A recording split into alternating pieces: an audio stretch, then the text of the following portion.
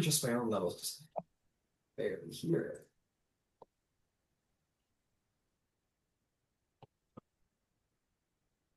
Okay, cool.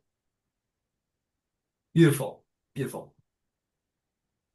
So, welcome back, everybody. You are all a part of the courting season. At the beginning of spring, you all have joined the Concord of Seasons, a little um, sort of under the radar new um, courting tradition that has been facilitated by House O'Brien to see if certain members of the various nobilities wish to join Dragonmarked houses through the compact of marriage, or vice versa, which is, of course, a totally legal, legitimate way of people getting married from these different backgrounds. And, of course, doesn't violate the court edicts in any way. But we all know under the surface, that's how favor is traded around. So, um, with that said, you're Sergeant Zalarka. 'Twas the time of Loisana, Silverquill, Civis, de Leora.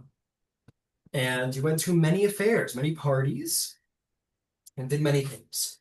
The night wrapped up a little earlier than expected at the final event, the Ledger of Hearts, for a great declaration of affection was made on behalf of Violan Irmarza of Clan Marza, one of the 9 noble clans of Korenberg, and who had done all within his power to begin putting pressure on House Civis, the dragon-marked house that is kind of in your way to make a guild. Now, clearly, he is not the most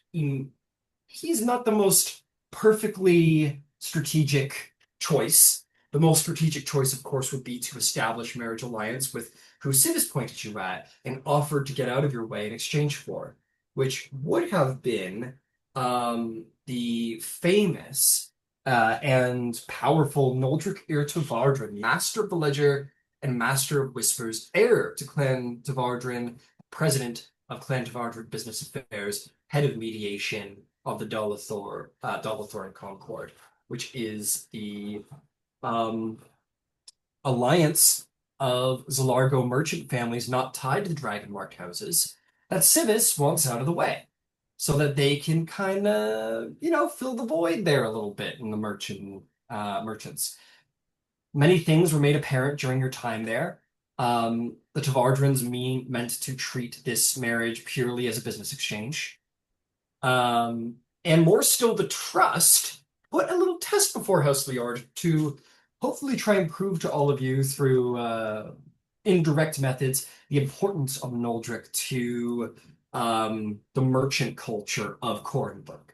His extreme importance and how marrying you could disrupt the status quo. The party heard all of these many things. It was even suggested by Noldric that he had every intention of maintaining his original ties to the Dalathor and Concord and securing those very wealthy contracts for House Leora. But it was decided that it was the heart, not the mind, that ruled Leora this evening. And between perfect business strategy and diplomatic, strategic, importance, or heart and tenacity and a wish to do their very best, the ambition to prove their heart, Loisana went with the latter. And lucky enough, Violan Irmarza, to his heart's desire, and perhaps even Lois's, as it seems, have become engaged to be married.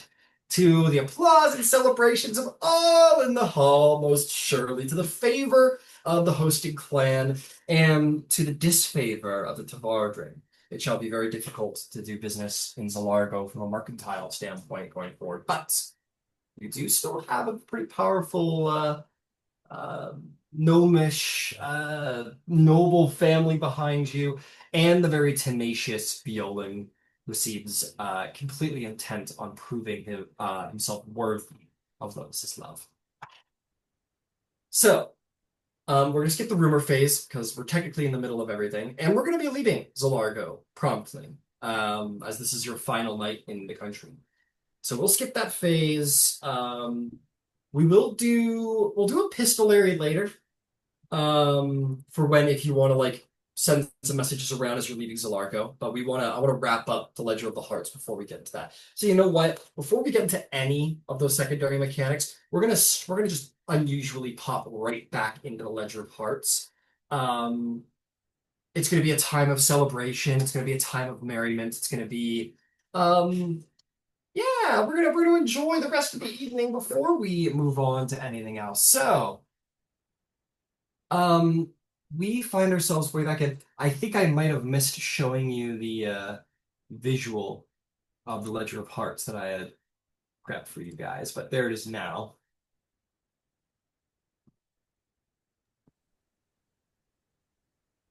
Amazing. A little unnerving. Yeah, I was gonna Yeah, say that. It has that AI yeah, unrealness to it that feels like a horror film. yeah. Definitely gets, I assure you it was the best one. oh my God. Like it looks like they're all laughing about me because they know I'm about to be killed. Well, honestly, maybe that's kind of fitting. The gnome at this point, the gnomes have proven themselves to be devious and cunning, and all of their great smiles and open arms can all mean something different.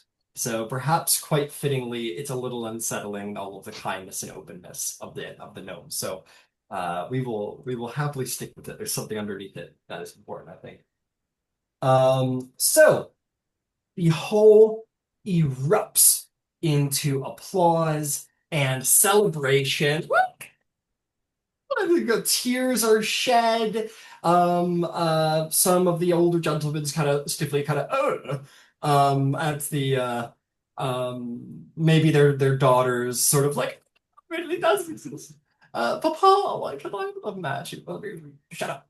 And but yeah, the hall is in a deep measure of celebration here at the banquet. Um, Most importantly, we're going to move into the moment uh, where um, I don't know. You guys are just celebrating. Violin's beside himself. He's got his arm like Lois and Viola just shared a beautiful kiss in front of everybody, which is a little improper, but well, it is the season. Not a scandal at all is there to be promised regardless. Or not too damning on one anyway. Um, so yeah, a wonderful applause and wonderful moment. Violan is incredibly happy. Many gnomes from many noble families approach and say, "Oh, congratulations, Lord Violan! Oh, congratulations, oh, Lady Loisana! Oh, it's a pleasure to meet you! Oh, congratulations on your engagement!" And an innumerable amount of gnomes from the various noble families, patriarchs of the houses, young eligible lasses go, "Oh, I hope I'm as lucky as you, Lois!" And many faces fly by you. But is there anything you guys want to do in the heat of the moment, in the moment of celebration and applause? I just stand up and applaud. A hearty applause from Ludwig for Lois. Certainly all of your bodyguards, certainly all of your attendees all applaud. Lois, your sister's like just fucking just like is completely losing it. Um, Yeah, your defender as well. She's got like a quivering lip. She's trying to be cool, but she's pretty in the moment. What about the rest of you? Rolling Cross, how are we reacting? Ross is, I guess, like in the upstairs, Right. looking out on the hall, and just kind of quiet stands observed. Yeah, you and Figure. Shell watch. What do you think? Let's tune into Cross. You're you're watching, probably one of the lesser celebratory of the bunch. But in this moment of cheer, and for this person that you've been traveling with for a long time, like this is a humongous moment in her life. What's going through across his head? What is he thinking about? Gross. Ross doesn't really know what. Like this is all alien in his eyes.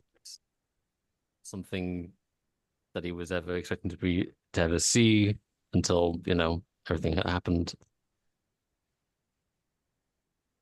And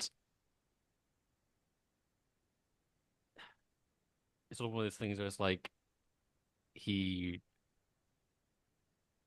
doesn't know exactly what to think. This goes, these are all people that he wants their demise, even those he's been traveling with, been with for a while now. So it's hard for him to feel anything but just kind of apathy. Won't allow himself to even like consider the idea of being happy for someone else that he wants to kill. Hmm. But he's not quite in the state of just open disdain or like hate. He's just Yeah. disassociating a little bit. This is all Yeah. not really anything he understands or cares to. Yeah. Maybe a little bit of conflict, like seeing something um good, like merry, happy, and joyous, and sort of combating that with your intentions. Sure, very confusing. And Shell stands stoically as well, saying perhaps like a similar unspoken, like not confusion, but just like such a strange moment, to see such joy and such pleasure, such happiness, such selfless happiness uh, amongst enemies. You two just kind of watch. But meanwhile, perhaps in a much happier space, Rowan, how are you feeling? So she wants to look appropriately excited for Lois. Um, and that's important. But she also would like to mark around the room. And other than Clan Tavardran, is there anyone who seems particularly unhappy about this? Before we do that, I would like to ask, Okay. is Rowan so genuinely unattached from the moment that she's only making the appearance of enjoying the moment and instead is more concerned about the rest of the room? Or No, is she's genuinely excited for Lois, but also we've had targets on our backs. And so this is the kind of time when you're in a crowd when people let their guard down with reactions. So it's so I'm gonna make you roll a wisdom saving throw okay. to see, because this is a humongous moment, and a moment you guys have all been reaching for, and the battle of Lois of head and heart and everything, and you mediating all of that, and it's a pretty great moment. It's hard not to lose yourself in the moment of so much joy. Oh, that's probably not going to do it. That's an 11. Yeah, I'm gonna say in the moment of this person who you've grown pretty close to over the past, little while, this there's been so much trial and pain and struggle and suffering in your past. And this is probably like if you really think about it, this is probably like one of the biggest, most like just like rawly happy, joyous moments that Rowan personally has probably had in her life in the last couple of years. Like this, like just a moment of like raw, like no double-edged sword, no other side of the coin, no nothing, just a purely happy, rawly joyous moment in Lois's life. Um, you find yourself, Rowan, maybe picking up the stuff like, oh, maybe I should look around the whole closet long after the initial happiness, and you find yourself kind of maybe glassy-eyed and applauding, and you feel your chest alight with emotion, and maybe in all of this like fear and apprehension for the courting season of meeting someone. And so far, you've seen it as like being forced into some kind of relationship with someone you don't know, and forced to like make babies, like your body's a baby making factory, and like and here you are in the moment after all of this struggle you've had, seeing how beautiful love really can be. And it's probably quite overwhelming for Rowan. And instead, let us say that Baron Rowan de Leora, all the weight of responsibility is gone in this moment, and you're just Rowan having a bit of a revelation about the possibilities for yourself and for Lois. And joy overrides caution. Happiness overrides paranoia. You are genuinely happy in this moment for your friend. Is there anything that stands out to me? I'm going to ask for the same roll, Ludwig. Okay, hold on. The same wisdom saving throw, please. Okay, wisdom save. Okay. Never mind, that's a 1 for 4. Not a damn thing. Ludwig, you're a battle-hardened warrior. You're a veteran of the last war. You've seen pain and death. You've dealt with it pretty well, but Mm, you've been sort of exiled from your family. You've been sort of thrust into a new family that you maybe don't have as quite an emotional depth with. And Ludwig, you're fucking just you can't help yourself. You're just like look like Rowan, you I, look across the table like "Oh, this is great to all your I, friends," and Ludwig's just sobbing of no, it's not happiness. that. Come Oh man, on. on I'm a just saying. nat one, dude, No, you I love come it. decided I on. yourself love to Like it. lose. I You're don't losing let it. anyone else see it. Yeah, yeah, okay. Ludwig's doing his best to hide it, or maybe he's like, Like, he's trying to, he's like he's quivered lip, but he's red cheeked and glassy eyed, and Ludwig can barely handle like the pure joy of the moment, Ludwig, and I whether hide it it be quickly. for you and Lois have been at odds in your life, uh, maybe more Yeah. often than not. So maybe it's Mm, less about Lois and more about just like a happy moment of gain in your life, and also what could be possible for you. And you just find yourself overwhelmed with emotion.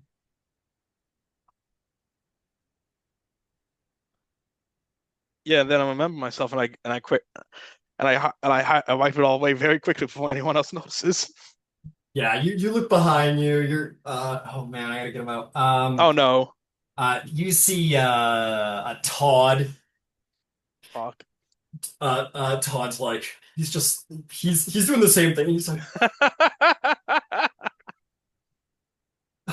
you can see he's like trying to keep his tears in. He's like sniffling and whatever. Soren's this old grizzled warrior, and he's got like a bit of a smile. He's got like a half smile on his face. But perhaps that's what brings you back is Soren is looking everywhere else but the moment. And you're like, oh yeah, I should be keeping an eye out too. Yeah. Make a perception check at disadvantage because your eyes sting from all of the happiness and the joy. Shit.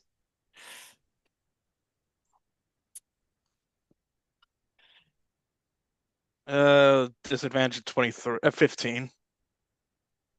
A disadvantage 15, that's incredible. You look around and there is a fleet of happy elves some young gentlemen standing on tables and their mamas trying to be like don't and the room is I don't want to say chaos, but it is alive. There's a lot of energy. There's a lot of people doing a lot of different things. Um, a lot of different reactions and emotions from different people. Nothing that you could pick out as like, I'm gonna get you. Like, you see plenty of fathers and mamas and people who perhaps have business designs upon these marriages looking a little glum and giving the volunteer applause, and their children looking either similar under the weight of expectation, or other ones just beside themselves with romantic idealism in their minds. So you look around, you see a lot, nothing that you would take as like someone's coming or whatever, you know? Hmm. Okay, but no one expressly unhappy in the way that the Travardrans might be unhappy, or happy in the way that people who are politically maneuvering might be happy. There are plenty of people. There are plenty of Okay. people that are unhappy like the Tavardrans. Perhaps the Tavardrans not being married has informed other marriage alliances and other marriage politics and So strategies. that's why they're getting up on the tables and cheering. So maybe they're like Tavardran's a big name. Maybe some people have been basing their marriage alliances and politics around however the Tavardran marriage would go around. Maybe you see some mamas who look particularly excited because now Noldrick is available. And now I can just maybe this is a perfect opportunity to put my daughter into the running of things. So there is a lot of emotions. There's a lot of ups. There's a lot of downs. There's a lot of people glum. There's a lot of people happy. There's just no way to pick out somebody who is like gonna get you for it. Like it's impossible. Okay. Okay. Got it. But you see plenty of no's. Um, Now into the big moment. I mean, Lois, what's going on?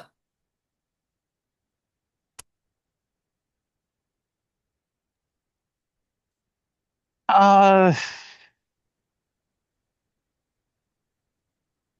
I think she's just brain in idle. There's too much too much going on. Uh, and it's probably exceptionally difficult to focus. I'm sure. It's just too much, too much. Absolutely, absolutely. Violin's got like um as is his manner, very, very careful about overstepping, but he does like have a hand politely on your back, to like as like a reassurance that he's there with you, because it is you two suddenly like versus celebration and applause and handshaking and whatnot. Um, and uh, a lot of people know you, a lot of people know him, and it's just an endless stream of individuals giving celebration applause. The music certainly picks up into like a boisterous celebration. Um, you're both given like a piece of cake, a piece of like what would be like sort of a I don't want to say a wedding cake, but certainly like a celebration cake that's like a white cake. Each of you is like, oh, congratulations, well done. Um, let's see here. Um, I'm gonna say one of the heirs. Come on now. Sorry. One of the heirs of the Doran clan definitely come forth uh, and are going to just say, hey, congratulations. And he's going to lift a glass, and waiters are going to come out of the back and start handing out flutes of champagne. He's going to say, a toast, a toast. May Clan Doran be the first to toast Loisana and Violin. And a grand applause. They're not so inappropriate as to start asking questions in front of everybody. But they say, congratulations, may all of your may all of your days be filled with joy, and everyone sort of woo, sort of applauds and celebrates. But surprisingly, perhaps for the rest of you, a little unsurprisingly for you, it's like very much a sprint of celebration, where maybe it's like 10 minutes of this, and then it quickly abates down, and that's when you really start to see like the atoms heating up, where different mamas and father patrons of different clans are bouncing from table to table, speaking in hushed but polite words, and then we're going back to their various heirs of their clans and gesturing for them to go speak to someone else around the room. As clearly, Lois, your marriage has changed the politics of the Zalargo season pretty intensely. And plenty of people are trying to get their word in with Zolan immediately, who looks his usual stoic face, but perhaps a hint of annoyance. Um, it's certainly that now he has to attend to all of these like young ladies who are like, "Oh, what a pleasure to meet you. My name is Proclet," and he's like, "Yes, wonderful." And he's got to suddenly now prospect to all of these.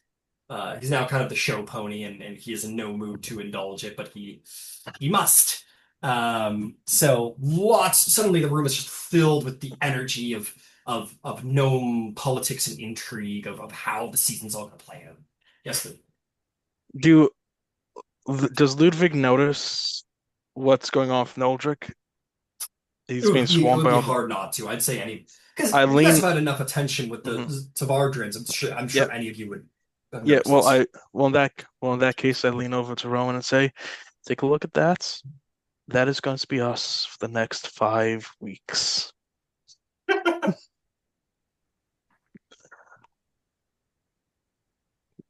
Speak for yourself. Was that you? Speak for yourself. You're the Baron. You're the Baron. It was like onwards to battle. I turn to my seat, but first, 10 minutes after all this, I'm gonna pull aside, talk to. Oh my God, his name. Oh my God, Oargev. Oh yeah, Prince Oargev was applauding as well. He was certainly in the moment. Um, yeah, you approach over to him. I'm sure as yeah, you head over to him and he's talking with the defender or the Deneth defender in charge of his attaché, and he's clearly sort of in the moment with Lois's seemingly love match as well. Perhaps, you know. But Inspired. anyway, you approach him. And he turns over to you, Ludwig, and he says, Ludwig, hello. Congratulations to your house. And This is a great night. feels like I'll give you congratulations to Lois soon enough to like soon enough onwards to new Cyre, huh? Yeah, yes, I want to know. You're serious, right? Yes. Would it would be rude to pull you away for a minute to talk for 5 minutes or so? Make a persuasion check. Okay. Okay. Natural 20 for 27. He looks at you with a surprising depth of emotion. In this moment, as you kind of like you kind of see past the mask a little bit, and you do see that like the moment has been a little overwhelming for him, though he's been Yeah. playing it very well. And he says, "Well, that would actually be that would actually be very good. I must though before. But yes, Exactly. he will stand up and he'll hold his flute up to the table, Mhm. and he's going to say, "If I might toast before I take a moment." Um, Lois, Violan, you have set the bar to the season immensely high, and I toast to your happiness and to the pity of the rest of us who surely will struggle to reach the bar you've set. My deepest congratulations. I cannot express my happiness for your match. May all your days be filled with joy and celebration. Thank you. And he will cheers that. He'll take a sip. And he leaves with Ludwig with rather the haste of someone who's a little overwhelmed. Like, Um, do I sense this overwhelmness? on your nat 20, yes, you do. And I think, yeah, you certainly do. Maybe a little history check, Ludwig. Okay. His defenders all shoot up, or his personal guard. They all shoot up like Secret Service to follow him where you guys are going. Uh, History check. I'm sorry, I finished. No, go for it. Go for it. Unnatural 20. You know that Orgrave is a widower. He Oh, lost his wife on the day of the mourning. And from what the rumors and the history is that they were very much in love. I So see. perhaps a bit of a moment for him, right? As he's Yeah. now got to get remarried and Yeah, I might find like a balcony or somewhere that he might, get some fresh air. yeah, absolutely. You take him out. I think you guys probably leave the energy of the hall Yeah. itself and maybe go out into the night. The guard that he has sort of spreads across the garden, sort of looking through all the bushes, some of them looking through the various bushes. Um, he's always got this Deneth defender to his right at all times who he gives you guys a little space. Or he's gonna keep right with unless he is given instruction not to. Understood. He is a sovereign, after all. Yep, Oargev is a sovereign, but you guys certainly step out into the cool air of the spring here on the coastal city of Zilargo. The breeze is actually probably very nice. The room was probably a little hot. But yeah, you come out into the evening, and he takes a deep breath, and he says, "Well, that was a beautiful moment, but thank you for giving me a bit of a nap. I admit it's not unwelcome." It's perfectly fine. There's nothing, some breathing, some space, and a moment alone can't fix, you know? Of course, couldn't agree more. Well, So, she has set the bar quite high. I meant to put it said, haven't I? well, well,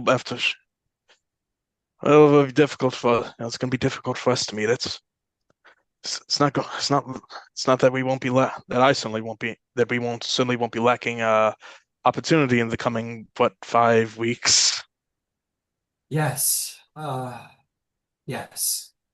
I am no doubt there will be They're just almost too much opportunity. it's just gonna be the shooters will be rolling over us and throwing like it's like the lightning rail. I have no doubt. I have no doubt it's going to be a trial for the three of us. We must stick together in these hard times. Are you all right? I'm uh I'm all right. The moment was It's fine.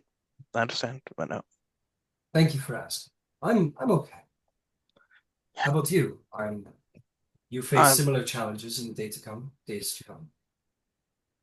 dreading it, but I suppose I should have relished the boredom here of Zalago a little bit more.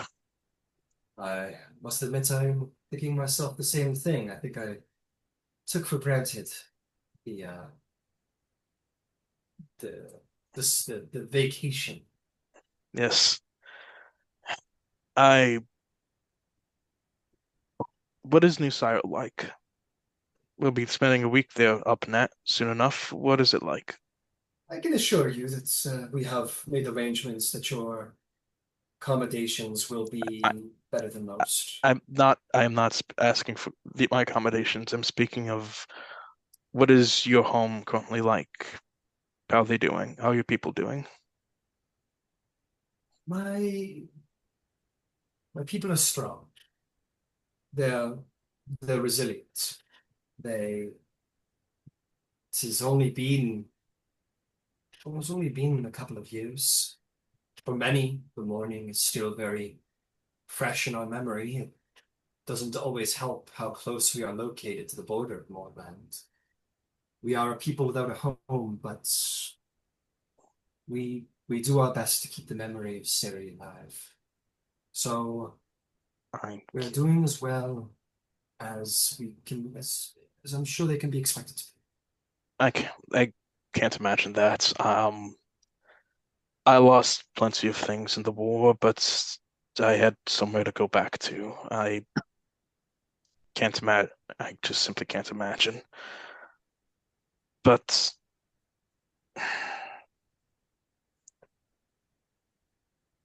I can't imagine what you and the others have been through, and I can't imagine the burden on your shoulders. And I imagine it must be great, not only what's coming up, but also organizing the season this next week.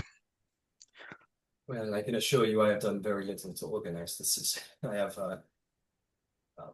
a court administrator who is, I am very happy I can rely upon, and she actually insisted I take this little diversion here in Zalago. So I am, suppose I'm lucky to have a bit of a vacation. I've seen the itinerary for next week. It's quite good. She's done an excellent job. Yes. If Well, I must upfront apologize. As I've said, the memory of what happened is fresh in my people's mind, and though you are dragon marked, you proudly and rightfully wear the colors of your old country. As you can imagine, there is anger. I So I'm going to apologize ahead of time if there was any okay, uncomfortability with my people, though it has I been made clear you are I my guest. I completely understand. Perhaps I may or may not change outfits when I get there, but I still can't change my accent now, can I? That is hard to change. And I'm yes, sorry, you go first. I was just going to say I would be it'd be a bit of a hypocritical notion for me to have you hide your national pride, whereas my people do all in our power to express it. So Yep. Well, considering the circumstances, I'm not shocked if they didn't. I Ooh, Prince Oargev. I've I must say I've been quite inspired by this night of gift giving. see. Your Highness, I want to offer you a new Cyre gift. I would like in whatever small way I can to help make your duty in the coming days a bit easier and to offer your people of New Cyre a day of merriment and revelry. In in short, I want to propose a tourney. Tony. Yes, there must be plenty of former soldiers in New Cyre. I would hold it just outside of town. I would organize the competitors. I would put forth the prize money. I would make sure Jurassic Healer is present to prevent any unfortunate accidents, and make sure proper legal waivers are signed beforehand. The reason I'm saying this is because I think it would uplift the spirits of your people and give them a break from the day in day out routine. It would hopefully make your job just a bit easier for a day at least, and enhance the pomp and pageantry of the season in New Sire. I mean, just imagine it now. There's a young budding couple spend their day He's watching the tourney with bold competitors, just like Lois and Viola in there. Think about it. What could be more romantic than watching a man get punched in the face? Ludwig, that is a remarkable gift, and I would be you would honor me and my people with such a gift. It is actually If you can't say yes or no at the moment, you can take the rest of the night to think it over with your assistants. no thought is required. It, it would be a marvelous gift. I'm sure my people would very much appreciate the diversion. I can do only but to say thank you. Thank you. The thanks not required, your Highness. Well, Ryan, above table. What season is this? It's spring, correct? it's spring. It's spring. Yeah. He says, Well, Spring. it's going to be, we will have events on the first, third, and fifth day. So I when you get there, you could speak to my court administrator and perhaps organize something on the second or the fourth day. I think the fourth day would be enough. The second day could organize it all a bit. That'd be Excellent. perfect. How about this? The spring tide tourney. Spring tide's turn. You are, I leave the details in your hands. I will make sure that you are introduced to my administrator and you two can work out the details. There is a representative of every Dragon Marked house in series, so whatever arrangements you need to make, I'm Oh, sure attorney will not be difficult to organize. New series, uh, military mostly consists of cavalry, so I have cavalry. If there's enough space, I well, could set it up. if there is one thing New Series has, is it is space. So I do not think this will be a struggle to organize. Thank you very much, Ludwig. I'm sure it will be a wonderful division. Thank you again, Your Highness. And let's get back to the party before you're too messed. Agreed. Um, and we will head back, and he will certainly seem pleased at at the prospect of this um this invitation, this gift you need to give. Thank you very much. Yeah, I'm gonna give you a point Yay! with an easy point with good old um Prince The Oargev. Prince Oargev. Yeah, good old Prince Oargev. Every time I turn to that Roll20 page, I just keep seeing the creepy gnomes. Yep, they're there and they're creepy. Yeah. Let me see here. So yeah, absolutely you're at 2 points. I would Oh, definitely awesome. say you Thank have you. like a supportive based relationship. Thank you. Awesome. Cool. Magnificent. Okay, magnificent. To which you guys return to the party. In the meantime, now that everything has calmed down a little bit, Lois, Cross, Rowan, anything that you wanted to do before I do stuff?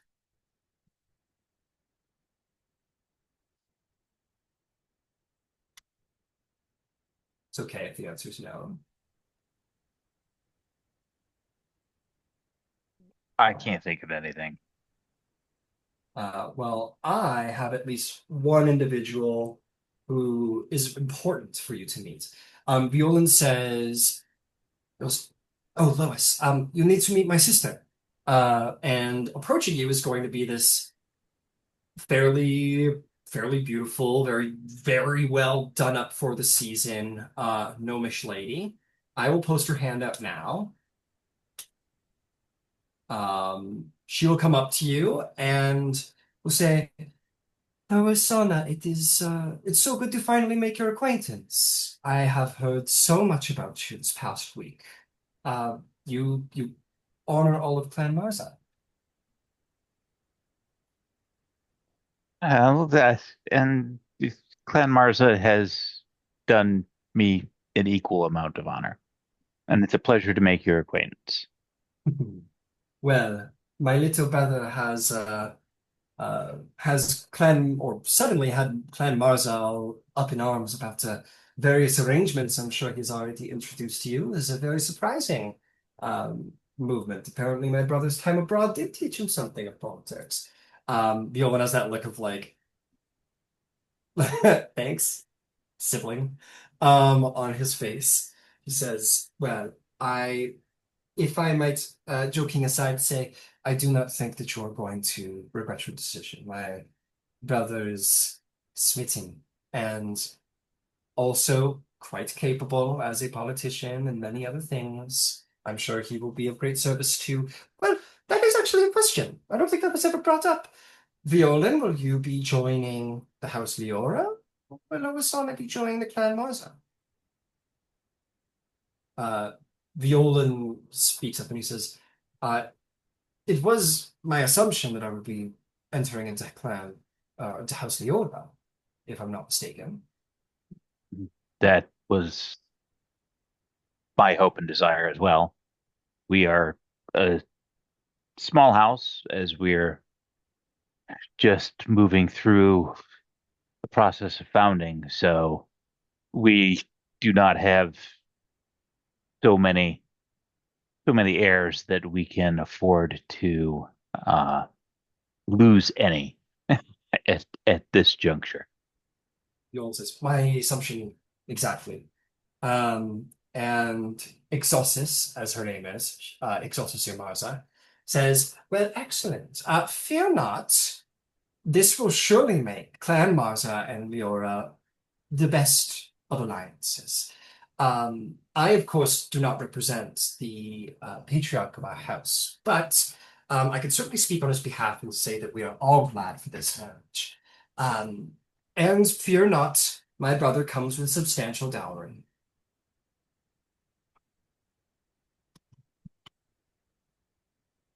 We can talk about all And those details and later. Lois will look Violan up and down and will hover at about waist level. I assume that he does. Viola blushes a little bit, and Isoxix kind of has like a moment of like she can't believe you said that, and then a big smile curls across her face, and she says, "Oh, Viola, you chose well, brother." And he kind of is like has a look of like, "What have I done?" With like a bit of a mixed joy. And she says, "Well, we are going to be sisters after all, so I expect we will be meeting each other quite often." Absolutely. Now, I'll let you two celebrate. We can get into all of the business and details in days to come. Um, I am aware that you will be traveling still, Lois, with your companions. I Um, will. what does that mean for you? I am sure you haven't had time to speak of it. Will my brother be going with you? He is more than welcome to accompany me. It's going to be a lengthy process to work all the way through, but if he has items that are in need of attending to, there are other sorts of arrangements that can be made. He would be more than welcome to catch up with us en route, or other arrangements can be had. The both of you kind of sort of look at Viola and he says, well, selfishly, I do not wish to be parted with you, Lois, now that we have been joined to the degree that we have. And I think the plans I have regarding Civis might be served well through travel. So um, it might help me expand what I've already been working on. So two birds, one stone. Maybe I'll travel with you if that's all right. It's just perfectly fine by me. I wouldn't want to overstep, however. So Oh, uh, not at all. We'll give you an opportunity to get to know the other members of House Leora and our uh, follow-ons. So that is an ideal opportunity, and it puts a positive face on the uh, the folks from the Sacred Heart, and it puts a positive face on the future prospects for not only the other members of House of the Lore, but the other members who are attached to the courting season. So I think it is well served from a variety of different angles. we can hold your companions to a certain expectation of what you are looking for when you go to get married, huh? Absolutely.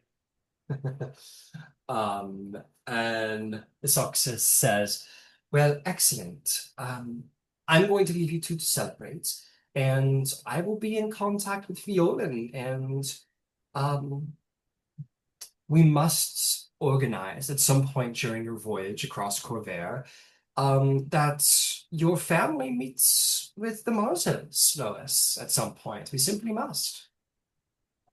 Absolutely. Leave everything My to me. I will speak to your sister. We'll we'll host something at some point. Thank you very kindly. I appreciate your effort and thoughtfulness. And I appreciate you giving your hand to my brother. You've made him very happy. And she takes a last look at her brother and gives him a wink.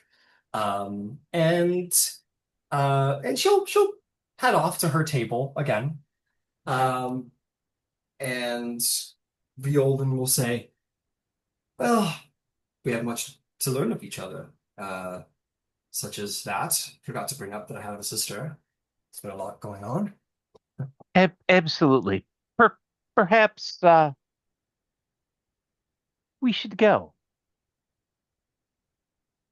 Okay. Perhaps we should go. Get out of here, huh? And he will take you by the hand, and he is going to look around, and he is gonna cast a little spell. I just gotta go check on it really quick.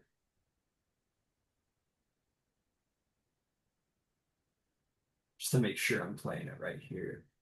Yes, he sings a little song. He's just like a little hymn, with his perfect voice into your ear. And the two lovely gnomes will have vanished from the party through the power of invisibility. I'm sure their disappearance will be noted at some point, but not so obvious of you two holding hands and rushing out the door in the immediate ecstasy of the moment. So, damage control, let's just call it that. And I'm sure someone else stands up. Your sister's like, a toast! Wherever did she get off to? And yeah, Lois will vanish from the party. Um, I think with that, as the business of Leora is complete here in Zalargo, if it's suiting to the rest of the party, perhaps the night comes to an end and House Leora takes early leave of the night to prepare themselves for Yes. the voyage tomorrow. Yes, let's do it. Okay, fair enough. You all make your way back to uh, your various accommodations here. I'm sure the people in your party have already packed everything up. Mhm. And on your behalf, and remind you that it is in tomorrow morning that you guys are uh, all going to head to the nearest Orion enclave and teleport to what will be, yeah, they're going to take you down the nice road. They're going to teleport you to Starsker, I believe, the city of Starsker in Brayland. And then here it is. Sorry, my it was a little fuzzy here. Starlasker. And then you will be taking a Mage Bread Orion coach down the road to New Cyre the rest of the way. You should be getting there in the evening on the next day. Okay. It'll be a Awesome. day travel tomorrow. Th- Before we wrap up, I might as well ask, is there anything you want to do, Lois, or are you going where we all perhaps suspect you and Meldrick or not Meldrick, Jesus, Violan are Violan. heading Get her off husband's to? name right, damn it. Sorry, yeah, sorry. Leaving him behind. Don't worry, he's in the past. Is there I anything else you'd like to add? nothing in particular. All right. We will say that Viola treats you with courtesy in your privacy and takes you somewhere very romantic, or you take him somewhere very romantic, both being locals. Um, but either or, you two perhaps share some privacy. And you guys will have plenty of time to share words in the days to come. So perhaps you share other things. And we will let the imagination run wild. Hmm. Um, and the next day, the next morning will come. So oh yeah, go ahead. I'm sorry, quick thing. No Before worries. we did go to bed, I would inform Cross and Rowan of what I've proposed with Prince Oargev. As you guys are on the gondola back, it would be But I'd tells wait you until we're in a room alone, I guess. But yes.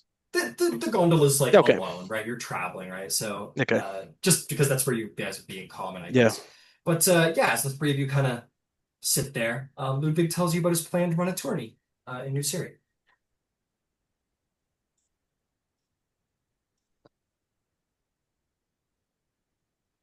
Or Any heated objections to it? um, a House Leora project or personal? I do not want this to be a House Leora project. All right, it'll be my own project. Thank you. It will succeed and fail on my name alone. Whatever it is that you want to do, I think that's great. If the reason I didn't tell anyone ahead of time was because if he said no, I could claim it would only reflect bad on me. That's fine. All right, thank you. Can I ask why propose this? Like, Ryan, how private is our conversation? Well, it sounded like you wanted to talk to these guys, so we'll say that like, um, maybe your defenders are in the boat or in the gondola. Well, they're like gondolas, so it's not meant to hold like a ton of people. So maybe it's just House Leora, and then you have your gondola, maybe like a gondola of defenders on either side. Why don't we wait until we're in the Okay, let's Okay, wait. you have Make sure defenders in the they're, gondola. yeah. It really doesn't matter. Well, no, why don't we wait until we're in our space, in our room, Okay. Okay, instead of sure. talking when there are like very obviously other people around. Okay, you guys gondola over, and Ludwig, you kind of pull everybody aside as you return to the gondolas. And I explained, well, for one, it, I thought it could help improve our image, but or at the very least my image in New Cyre, given that I am from Carnath, and Carnath and Cyre spelled each other's blood quite a bit, and this is my way of improving my reputation with them and doing something good for New Cyre. And on the other reason, we're a burgeoning Dragonmart house. We're a growing one. I'm the head of security, No, and Ludwig, you are Viceroy. That is your title. That is the only title you should be using. If you're using any other title, while we are still in the process of putting things together with the 12, you're going to make things difficult. well, all I right, would I've like to remind the party that they gave Ludwig the title yeah. of head of security. It was you guys who asked him to do that. So just as a reminder. I know that we are the ones who asked him to do that. I know that Rowan did, and that's why Rowan is now saying, let's not do this. So I do understand that I am the person who said to. Okay, you're making it sound like it's his fault. He's doing something wrong. No, I understand.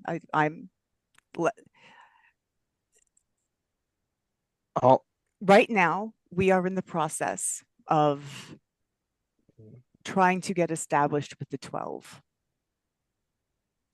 We have said very clearly that we are not interested in going into security or into defense. We have been really clear about that. And yes, we have. So can you see, just as a matter of optics, how using the title head of security could create a problem for us? All right. Yes, I understand, but I realize that this is something that I had said in the past, and I apologize because that was I did not. That was right after we'd been attacked in my estate, right? I will not do anything immediately or outside in the open, and nothing like that until we're properly established. All I'm saying is let's be prepared for the future when it comes. and we may need our own internal security to protect us against outside threats. This isn't just a tourney. They're potentially tryouts for in the future. People who have lost everything and are desperately in need of work. Maybe someone comes back a year or two later who says, "You seem to have a good sword arm. I could use the protection." That is all I'm proposing at the moment. Okay, so that's your ulterior motive, and that actually makes sense to Yeah. me. I'm But not the whole thing proposing. about it being a gift to New Cyre, like I don't see that. It's a day of celebration and entertainment for them. But that's not how they do entertainment typically. That's very Carnathy. It's like Culturally, it's very Ri- different. Ryan, Ryan, like Ryan, what Ryan? I know this could be a metagame thing, but like, is it popular in Carnathy? Because I feel like it would be the opposite. Yeah, It, just recheck about the Karnathi Siri. I don't know. Look because at military sort of like tourneys. And I thought that wouldn't be a big thing because you're wasting resources on this thing that could be ready for an attack or something. But give it a check. that's okay. 5. I will give you advantage being from Karnath and part of the military. 11. Okay, yeah, it's fine. So you're not as accustomed to sirens. You know that it actually it is pretty popular in Karnath because Karnath has a very long history of, they celebrate their military history. So celebrating skill at arms and martial ability is would be very normal, but like very like as much as I'm sure it's like very much a thing with Karnath, like holding tourneys and jousts and combat-based celebrations is an international luxury that many enjoy. It is not something people dislike in any part of the world. It's a very common. It's like sports. It's like okay, yeah, like America loves football or baseball, right? That doesn't mean other countries don't like football or baseball or other sports. So it's the same thing. It's like it's a athleticism, it's sport. People love it. It doesn't matter where you're from. And all right, then I also would add to Rowan that I I myself would be putting up the prize money for those competing. It will not cost Leora a thing. I'm going to strongly recommend you talk to, I think, is it House Orion? That's actually responsible for all the entertainment right now. I think, I don't know.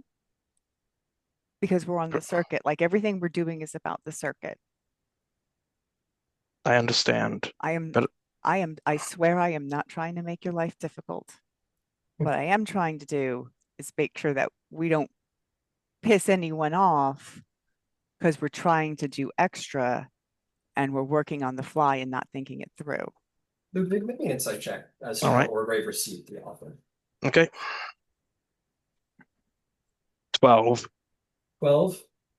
Very, unless he was hiding it very, very well, he seemed very kindly accepted the gift. He thought it was a very kind gesture. Well, I thought Oargev seemed to recall to take it kindly, and if he requested me to not do it, all right then. Oh no, you've already said it, so I would never. I don't see any reason to ask you not to do it. I just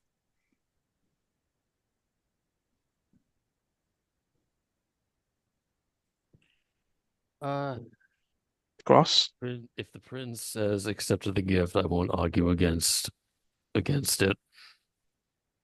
Though, since this will have to be your personal projects, the logistics of its arrangement will fall to you. We won't be spending much time in New Syria, no longer than we did in Zalago. So TikTok. TikTok. I will Understood. also say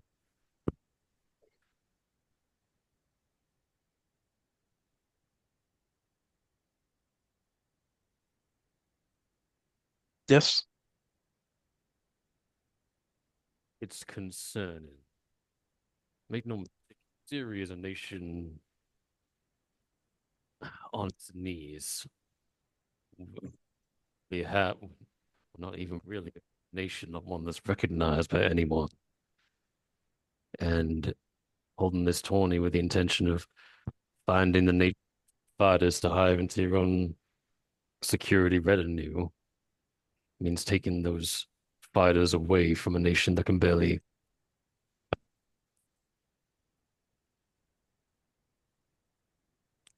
Very Yeah. well. All right then. Thank you.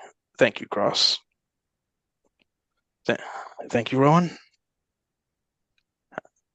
If I, and I suppose I wish you all good night. Ryan, can I do insight check them real fast? For what? Any underlying feelings of like anger or whatever? Sure, make an insight check. Okay.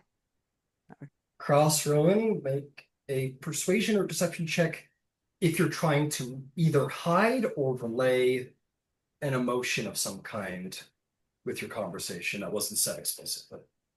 Well, like shit, only an 8. She's not And particularly trying to convince him or hide anything. She's just, Which is fine if you're not trying to, there's nothing underneath it of any kind, then don't roll. there's nothing 20, underneath it. 24. So 24. Was it a persuasion or deception, Cross? Sorry? It looks Silence. like you're saying deception. I can't hear you. Your mic. Yeah.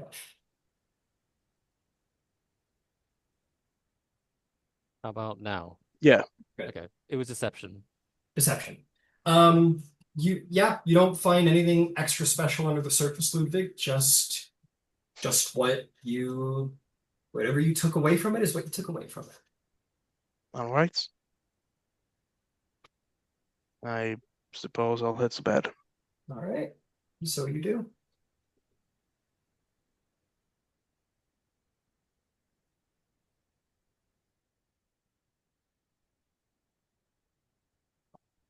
Okay. There's nothing else. You all head to bed. Some sleep. Long rest is had. Wake up in the morning, and we will officially come to our more mechanical phases. Fear not, Lois, you are dropped off at the correct and appointed time. And Violan makes at least the appearance that he had slept in another room by the sounds of things. So he will wake up in another room. But as we come to the phase, I'm going to just I'm going to take a quick look here because you might have, before you left, earned yourself stuff here. So let's take a little peek real quick.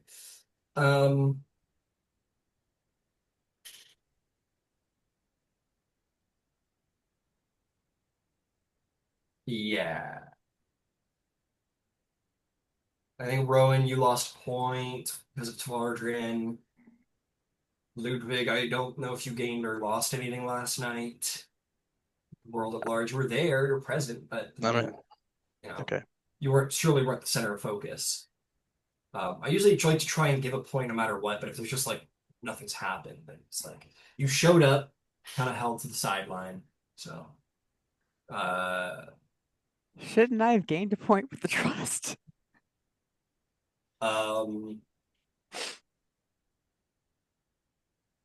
No, you kind of flipped them off by saying yeah to the bird or whatever. I mean, pretty thoroughly explained how you just basically told them to fuck off. That's true. Um, cross. However, she did get behind like the very barge she told them that they should take. She wasn't being shitty. Yeah, so well, A, you absolutely were being shitty. You explained you were being shitty in Yeah, I great was being detail. shitty. That's B, true. you told them that he should replace Tavardrin as the head of the Delathorn Concord and then had him married off to one of your viceroys. Oh So this no, is she did. Rowan had no intention at that point of marrying off to one of my viceroys. She was never going to. She knew at appearances. that point that they were not going to be together. Point is, I don't think the trust loves you right now. That's fine. Ah, So no, I don't think you gained anything with the trust. And you didn't gain Okay. anything with the Tavardins. I can. So um and then cross. I don't think you got up to much, my friend, did you? No. No. So I'm gonna just I mean, you showed up to all the right events and so on, so I'm gonna just set you normal. And Lois, tricky. Um, you married Violin. It was a love match. You ran away. I'm gonna do something a little unusual. You kind of, you know what? You made a splash, but not in a bad way. You turned down the Tavardrins, which would have on the surface been like a loss of a point. But by doing that for the sake of a love match, it is very romantic. And I think would have been received very well by certain individuals. So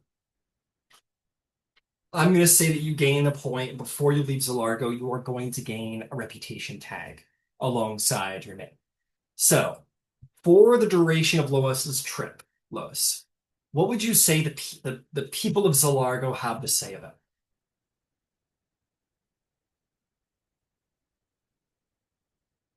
Would you say romantic?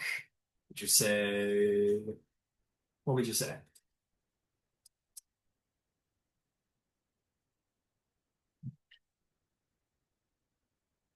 You're muted. Yeah, romantic's a fair a fair piece. All right. I would certainly say Lois has painted herself the the ideal paragon of love or love match for the season at this point. So very, very fitting. Well done, Lois. Okay. Next morning comes up. Um, Violin will have left you a very kind note on your bed, along the lines of making final arrangements with his family and making appearances what they are until you officially tie the knot. And he will be there for the lightning rail. He wouldn't miss it for the world. Um, or excuse me, the teleportation circle. So you meet the Orion Enclave. You all wake up, gather your things, your attaché, and the prince. Um, uh, is there anything last things you'd like to do in Zalargo before heading to the Orion station and making your exit from the country? Yes, Cross. Phases? Phase. Oh, yes, yes, yes, yes. Sorry, I got a little ahead Oh of yeah. myself. Got quite a bit ahead of myself, in fact. Um, okay, so let's do epistolary. Let's start there. First and foremost, Lois, you most certainly have earned a token of favor with Violin. Easy peasy, no problem there. Um, I what would he give you? I think he'd give you like probably like his signet ring to his family because he's leaving his family to come be with yours. So let us say for now he has given you his Marza signet ring to hold in trust, and that will represent his token of favor, which is why Okay. perhaps explains quite well why it might um, put a damper on things if traded that for some reason. Um, so you definitely have a token of favor there, as you are engaged. I'm sure a different one is to follow. Let's do the epistolary phase. Messages. Who has messages to send before leaving Zarago? Yes, Cross. I need to get a message to my my scribe. Uh, no cost there. All of that will certainly be available to you. What would you like to send? Um, this will be pretty. I'm not gonna like write it down because it's pretty simple. I need to Okay.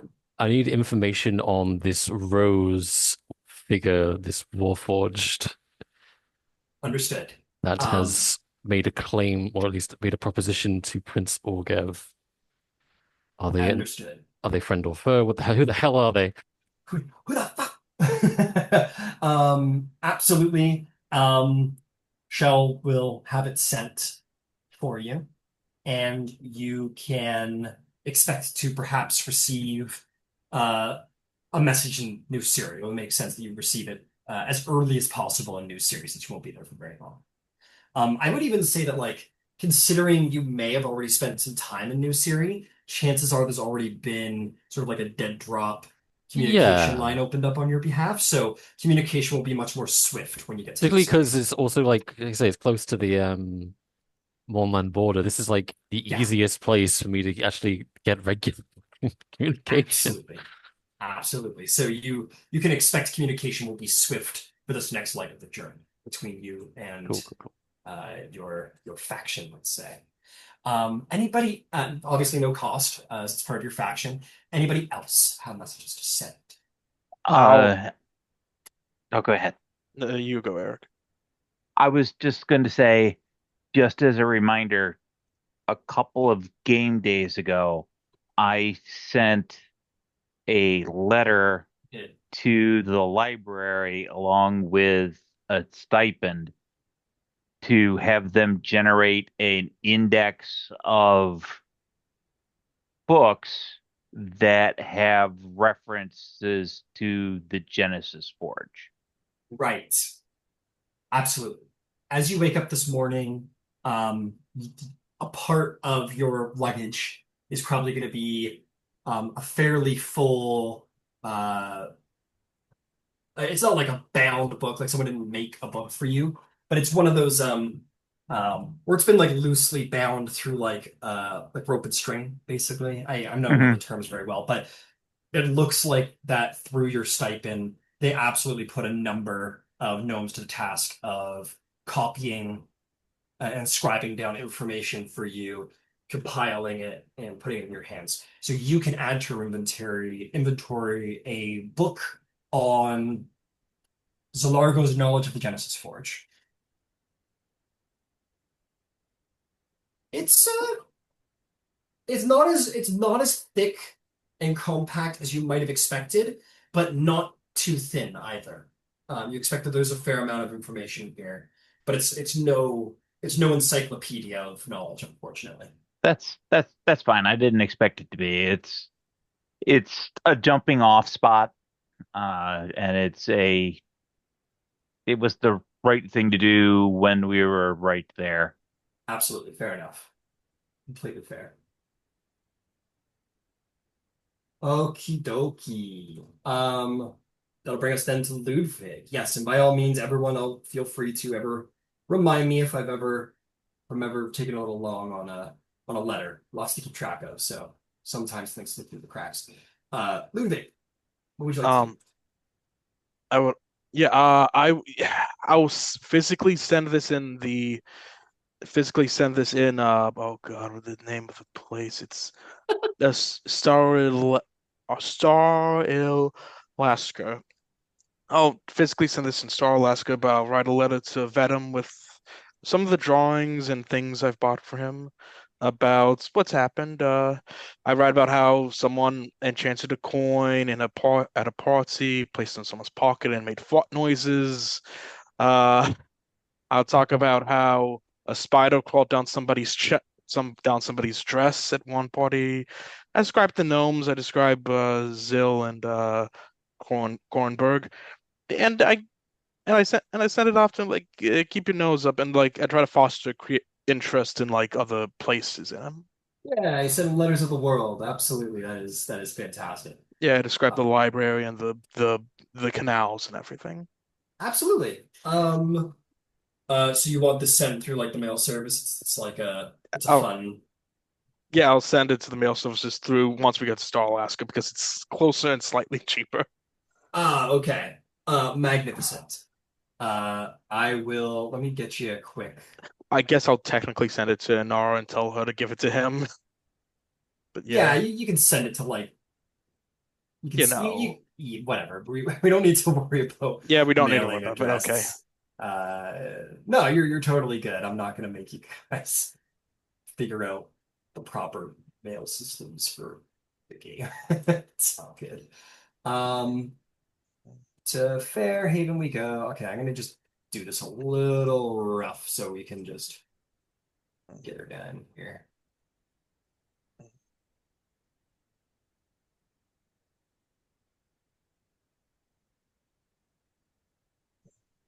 Yeah, I'm gonna call it a 970-mile journey. Uh, and it's gonna be copper, so it's not gonna be too bad. 970 from Starlasker.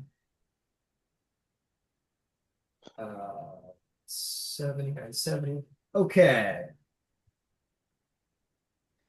970 is times two. That's gonna be 1 gold. Oh, excuse me. Nope, that's gonna be 19 gold, 4 silver. 10 more silver. Okay. Okay. Okay. Oh no, it's 1 copper a mile. My apologies. Oh, never mind then. No, just mark it off in coppers the miles, so 970, so 970 coppers, so 9 gold, 7 silver. Okay, 9 gold, 7 silver. Oops. Okay. Yep, my Gold, apologies. 7 silver. It's I okay. usually do twos. But yeah, mail service, Orion is happy to send. Okie Okay. dokie. Anybody else? No, it's quite all right. No worries at all. Okay.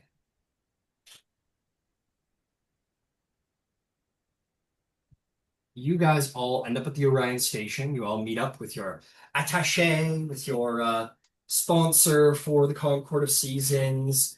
You're all corralled there to the Orion station. Um, you are brought into the station itself, where the Orion liveried workers bring only the most finest of guests to the jealousy of all who stand on the platforms and wait for the Orion lightning rail.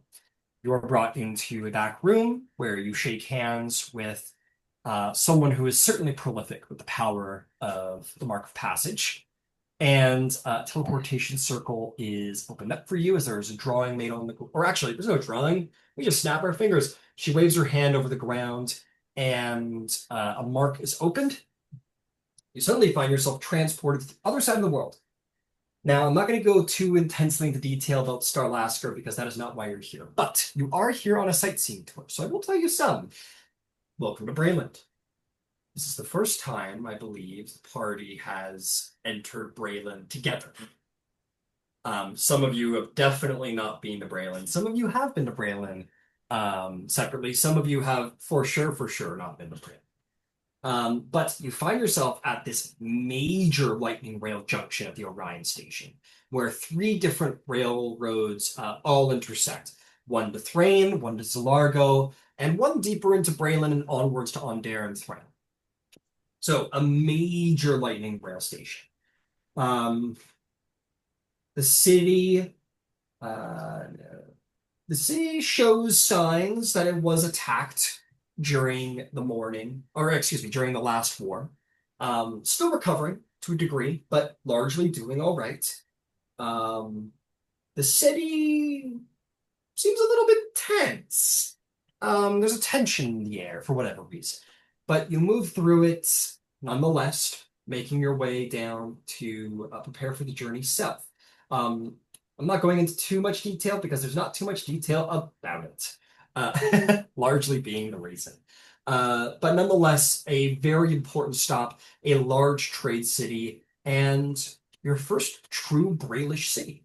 You guys are going to be hopping aboard a caravan, which will host all of your many members of your attaché and the prince himself. You guys are going to hop into finely polished, beautiful caravans of Orion, marked with the unicorn itself, and strong House Vidalis bred horses at the front to forge you forth and south down towards New Cyre.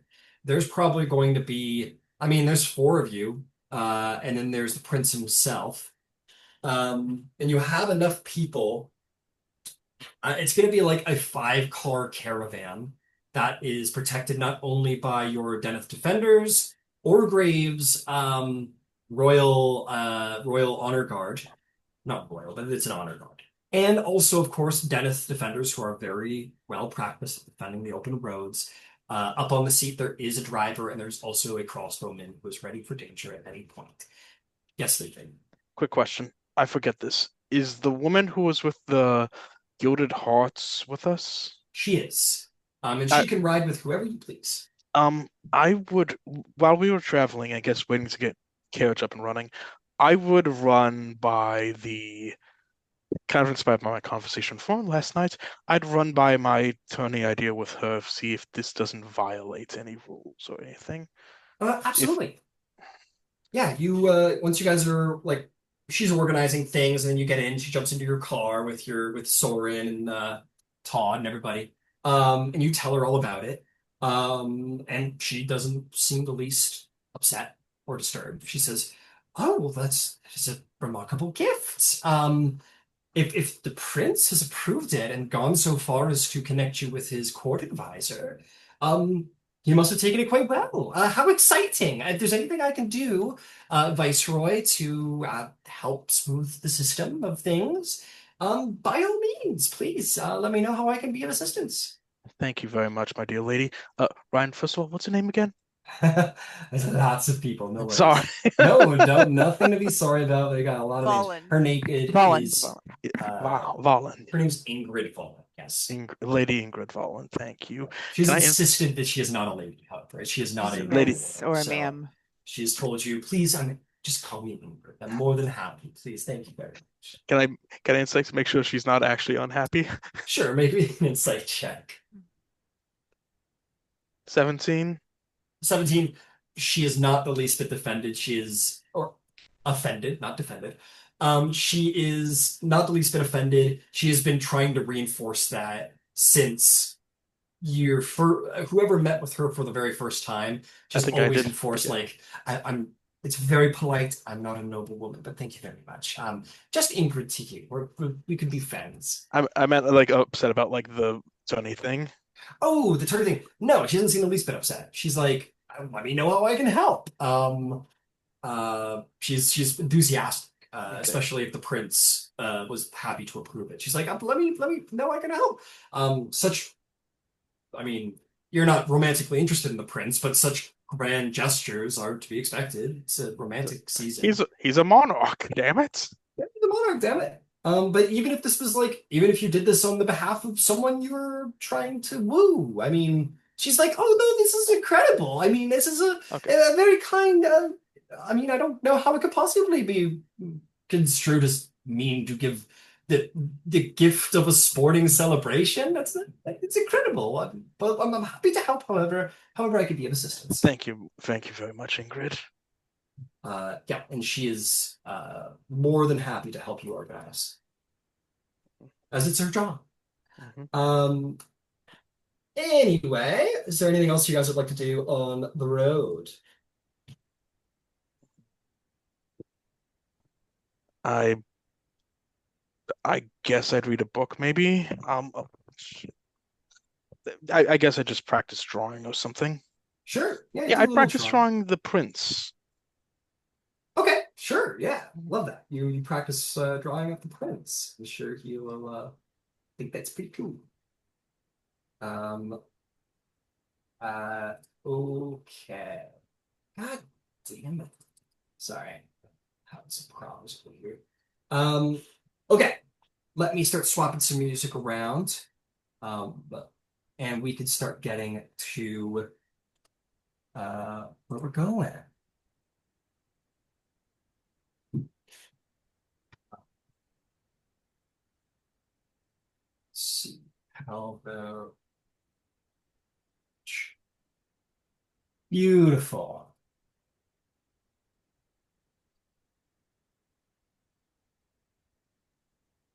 There we go. We're riding down the road. Real authentic like. Okay. You ride on down the road. Um, you're gonna note some things. I'm actually gonna just give you the large description here. Sure, we'll say it's a rainy day. I think kind of actually kind of fitting with the setting, in fact. Um, sorry. Okay. You've been on this road many times, Cross, and nothing that I'm about to say is going to surprise you in the slightest. But to Rowan and to Lois and to Ludwig, you guys start by heading south, making your way away from Starlaska. Um, and it's nice enough. There are farmlands, plenty of grasslands. There are no forests to be seen. There are mountains off in the southern distance, way off in the distance, but there nonetheless. Probably several day journey to actually get there, but there nonetheless, which is the destination that you're heading to.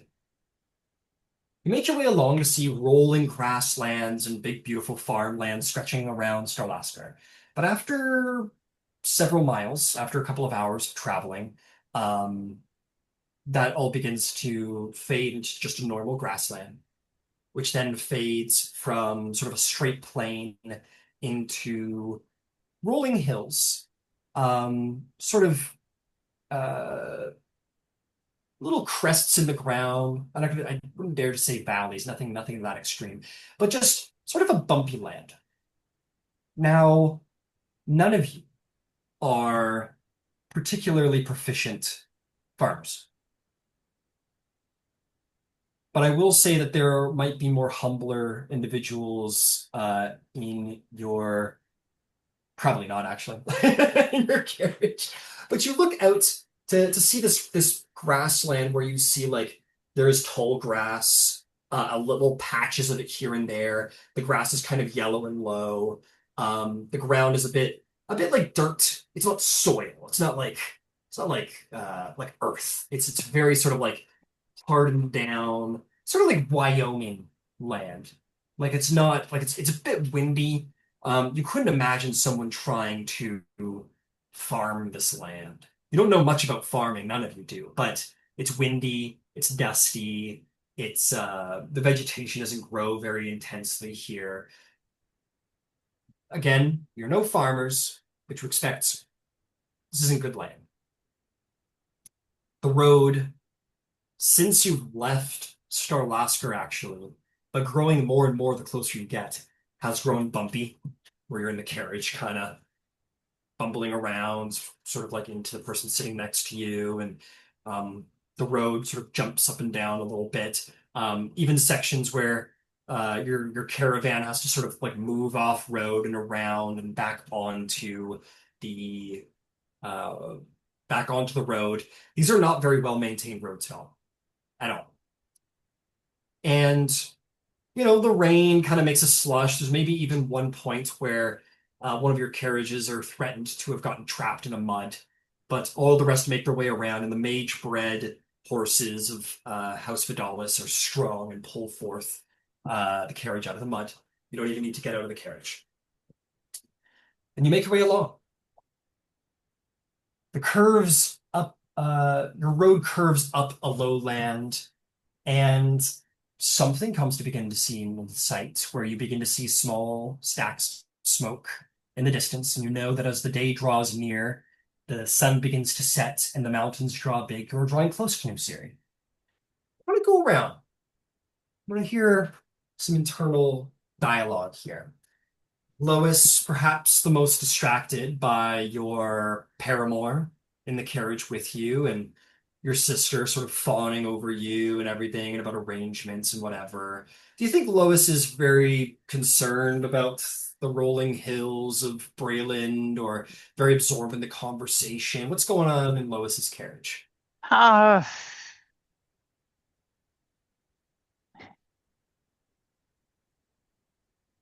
I think she tries to pay attention to the the nuance of the arrangements and that sort of material. but at the core essence, that's not Lois's spot. uh, so she'd drift sort of like out of the carriage space and be doing the quiet head nod. I'm only half listening to what's going on, wanting to look around and see these people that we're likely going to be having contracts with. What is their situation like? Because Lois is very cerebral, so she would be interested in trying to get an idea. Are they doing well? You know, what hunk of territory do they got? What are they, you know, what are they stuck with? What are they bargaining for? And the answer looks like not a lot of anything. Yeah, you're very surface level appraisal from a business perspective. Absolutely, as you draw closer. Understood. Um, understood. Let's move on to the random carriage behind Lois's. Um, I'm honestly just gonna go up in my mind. I don't know, in my mind where everyone is. Um, let's say Ludwig. Ludwig, you've been drawing. Why don't you roll me a check on that to start? Are you proficient with painter or calligraphy supplies? Hold on. Tools? No, not yet. No, I okay. was Roll hoping to me. train Yeah, them under a extended break, but yeah. fair enough. Roll me a performance check. Don't worry, you guys will have some breaks coming up. uh, Oh, no, it's okay. 21. 21, that's pretty good. You draw a very like you're no professional, and there was maybe you scrunched up quite a few pieces of paper before you got to the final result that you're happy with after the many hours of traveling. But you quietly sit in your carriage and you end up drawing a very a flattering enough picture of Orgrave. Will say that you haven't done any shading and you haven't done any color. Was this with painter supplies or calligraphy supplies? Drawings of calligraphy, I guess. Okay, so you haven't done any shading, but for line work, it's a very, very flattering image. Um, do you think Ludwig is absorbed in his drawing, or do you think he pays much attention to the countryside? When he does look at phone drawing, he feels like he'd be back in Carnath. Fair, that's actually quite fair to say, now It, you mention it. yeah, it feels he does a double take and thinks like feels like he's on his way back home almost. And then before realizing, oh, this is new Cyre. Oh. It kind of like Yeah. just looks out over the waste, I mean, over the fields a little bit, and he just kind of thinks to himself, okay, maybe attorney wasn't the best idea for this kind of this situation.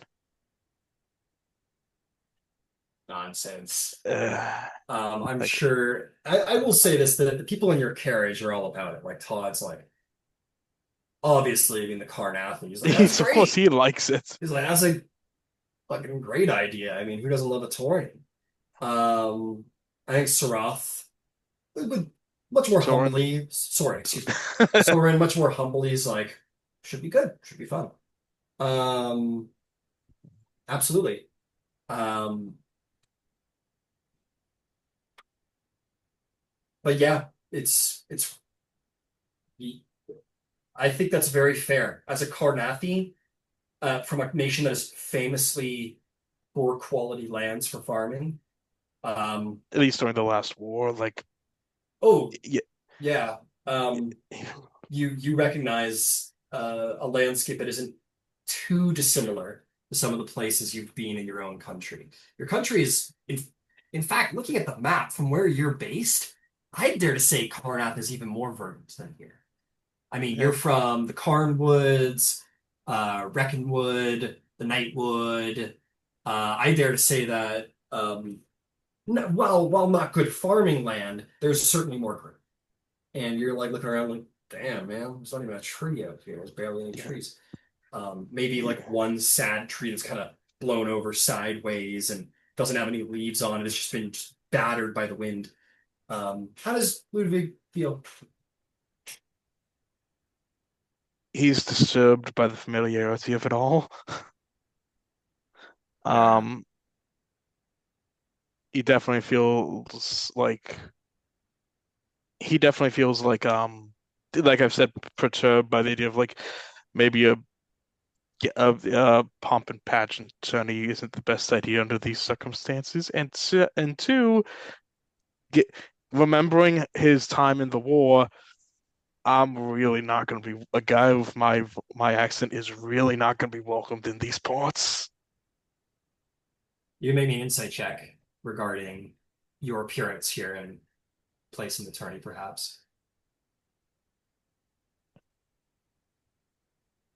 I had no intention of competing in the tourney, but I'm going to use inspiration to re-roll that because that's a natural one. Fair enough, go for it. That's true. Insight can lead to good or bad results that your character Okay, rolls for. 12. 12. Yeah, you definitely are correct in your steppings. Is this that while the tourney might be received well, um, you being involved in it may not be in the best taste. Um, it would probably put more of a target on your back for the Syrian warriors than anything. So Yeah. administering it probably a great way to sort of start building kindness, Yeah, but exactly. being involved, Like as you have already said, yeah, if my name is there, people who know say, "Oh, thank you." they're like But target, fuck that guy, target. If yeah, they know like that they get to fight but you. yeah, but administrators would be thankful. Maybe the common people not so much. But I might speak with that with Lady Volan, with I'm sorry, Lady Miss Ingrid Volan, Yeah. if she could. I am so sorry. Like on the right, I talked to her about that. Maybe your name could be officially announce it, perhaps. I feel as though with the or maybe a Cornathi voice might um I'll talk to the administrator, but maybe the Cornathi voice might not be the voice most welcomed in these parts at the time. I'm gonna say like your carriage is very much doing its best to hype you up. Okay. You probably talked to Todd Yeah. and everybody about this before making the offer. Would that be fair to say for Yeah, Ludwig? Would he have probably. asked? Yeah. Okay, I guess sure. Sure. So just kind of brought it up. They're very much pumping you up, especially considering like maybe after your talk with Cross and Rowan, maybe you've deflated a little bit in the idea, but they're like, no, like you gotta do it. Ingrid says like, I would be more than happy to be sort of be a sort of orate for you on your behalf if that is what you wish. If you Yes. find someone else, I will certainly take no offense. But we must put your name on it, Ludwig. It's such a I kind gesture. I might put my name on it, among others, perhaps, or I mean, I'll put my name there with, but not call attention to it at the moment. Understood. Fear not, Ludwig. I will speak with this board administrator, and we will do best to make it as tasteful as possible. Thank you. I just go back to my drawings, kind of thinking about like, oh, what have I gotten myself into? Understood. Um, okay. Maybe some anxiety about making the best impression possible over in Ludwig's couch. I'm gonna Yeah, move I'm getting back. flashbacks to when I first went to Ondair before the out for the airship. Got you. Yeah.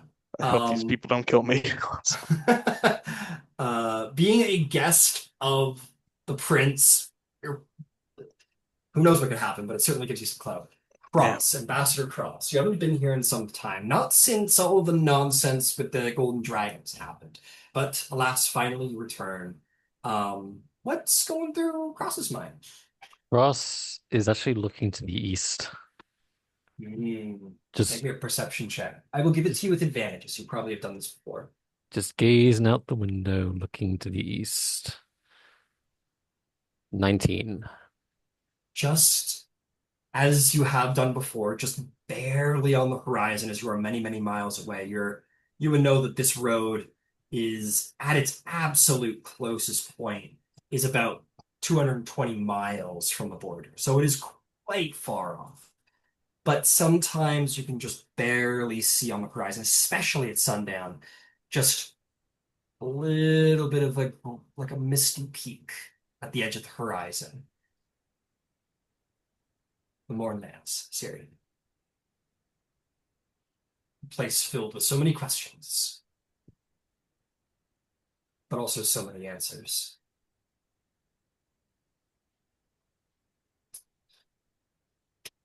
Last but most certainly not least are resident Cyren and member of House Cannith, two identities that were absolutely pummeled by the morning. Rowan, this is your first time approaching the beacon of Cyren unity in the world of Corvair. What are you feeling? What are you doing? What are you thinking? Thinking Ryan's going to ask me to do another wisdom save. What I'd like to be doing is observing, creating a tally of knowing what they came from to where they are, and thinking about the deficits and trying to quantify them. Make me, just from what you're seeing, some of it you're already gonna know off the top of your head, but make me, there's no real check. You know, at least from what you've seen so far and heard, you know that New Cyre is here as a refugee camp on behalf of the kindness of Brayden. They are here at the leisure of the Braelish courts. At any moment, the Braelish could legally uproot them, send them on their way, send them packing. And you know what? They're of the five nations, Breland is the most hospitable for the Cyren people. You've heard of massive refugee camps in Sharn, City of Towers. You know that getting into Ondair as a Cyren is nigh impossible. The only reason you got in is because you're Kenneth. That's the only reason. You know that when the morning happened, Ondair, who had been 100 years their ally in the war, shut the border. Deal with it.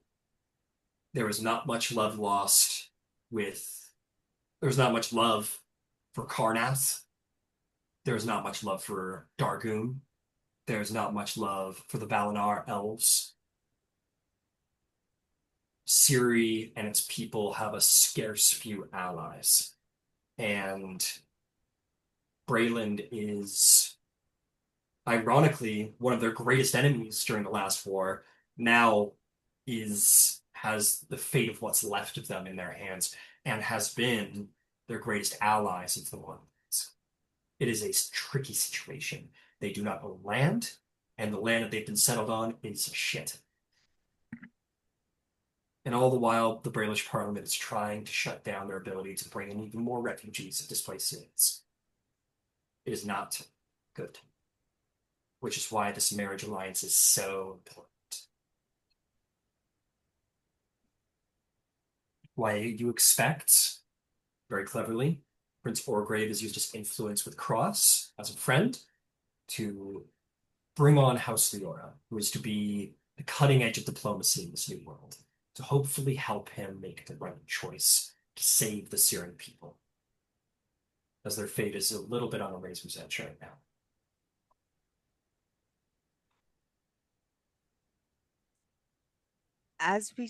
Have we started to actually go through the settlement yet? Not yet. All right. I will give descriptions when that happens. So on your way, Rowan, you'll probably watch the rolling hills and perhaps feel a certain mourning for the prospects of Cyre. Well, it is at this time that you do begin to enter the settlement. Allow me to begin with this most wonderful of descriptions.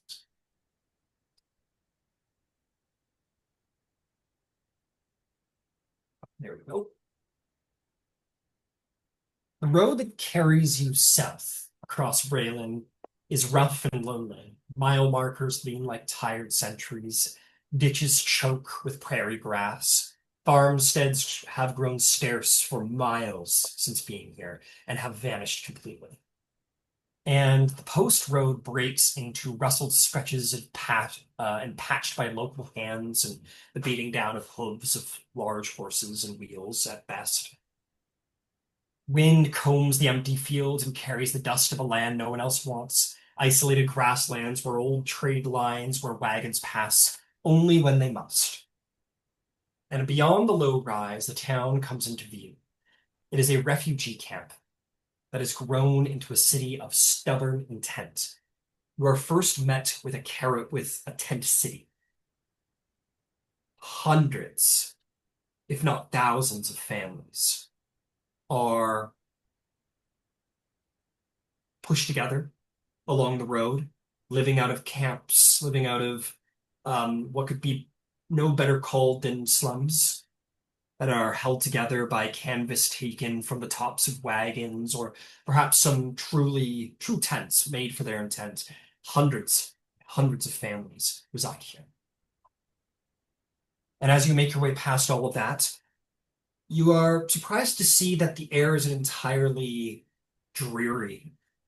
As small children, people sort of come out to see the massive entourage that you are in, and sort of there's a bit of an applause.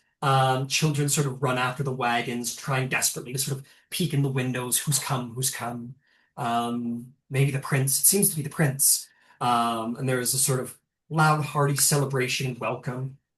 None of you would see it, but out of the frontmost carriage, the prince's head would stick out in a wave to the dissatisfaction of his many honor guard who would prefer him to sit back just in case. But nonetheless, he does so. And there's applause and welcome and a hearty, happy welcome. Imagine like when Gandalf comes into the Shire for the first time and the children come running out of the grass to follow to see Gandalf. Imagine that exact happy energy from the children, but rather than the rolling fields of the Shire, it is sort of like a caravan camp on unwanted grounds of dusty grasslands and windiness. But anyway, you keep going, and you find your way past timber palisades and watchtowers that ring past the sprawl of tents. Tents, wagons, fresh cut lumber, and into new streets that try to keep straight lines, but older footpaths still curve between cook fires and canvases, and here and there, new stonework shoulders up. A graceful arch over a well, a colonnade fronting a meeting hall, a little plaza with a memorial stele, I believe I said that right. Each piece reaching for the elegance of a homeland lost. Banners hang clean even when roofs are patched, bearing the crown of Cyre on their banners. Doorways are swept, small gardens pick their way through fences. It does not look like Breland. It looks Cyre. It is stylish where it can be and ingenious where it must. As you approach the gate, you feel the mood before here, the marketplace. There is, of course, a dignified sorrow, but it is threaded with a fierce hope. Artisans haggle without raised voices. Children run messages between tents and workshops and after the very wagons riding. Veterans in mismatching uniforms and armor kits that have been sort of patched together. That's shade with caravanners and various healers. Resources are tight, but pride is carefully kept, and the town stands straight, fragile, but with shining promise of thousands of refugees who seek never to forget the grace of their old homeland, of what it looks like, and even here on the edge of the Mournland shadow, some pride in who they once were. This is not a place of pure despair and mourning. This is a place of stubborn pride and artisans desperately keeping a culture alive that has been lost, but not quite, not in New Cyre. Rowan? it's up to you how you feel. But there's this unrelenting feeling of hope. For where is hope better found than in the perseverance of a people facing oblivion? You see the remnants of Metrol here. It is not gone. Not entirely. As your carriages ride on, they continue and will come to stop. As you find yourself outside of a hall of pale stone, which is probably the court that Oargev keeps. I will go to describe that in time, but I will simply say off the front, it is not as tall or grand as any court you have ever entered. It is very open. It is more like a mayor's manor than anything else, which is what Oargev is. He's the mayor of New Cyre. The streets lead from the plaza are swept clean as they know that their prince is coming. Vendors stand at attention for perhaps some of you might wish to hop off and purchase some of their wares or maybe come back later, where you see many wares, which we will of course get into. Many fine wares of uniqueness. Children wave violet ribbons around after all of you and celebrate your coming. And the air carries the faint scent of incense drifting in from a place known as Memorial Row, where you would see, well, we'll get to the description of that as well, but it's a little self-explanatory for the time being. Beyond the court terrace is alive with faces, Cyre nobles, dragon-marked envoys, suitors who have come to vie for the prince's hand. All are here and excited. And your various wagons roll up in front of this place, and you can sort of step down and off. There's a large applause and celebration.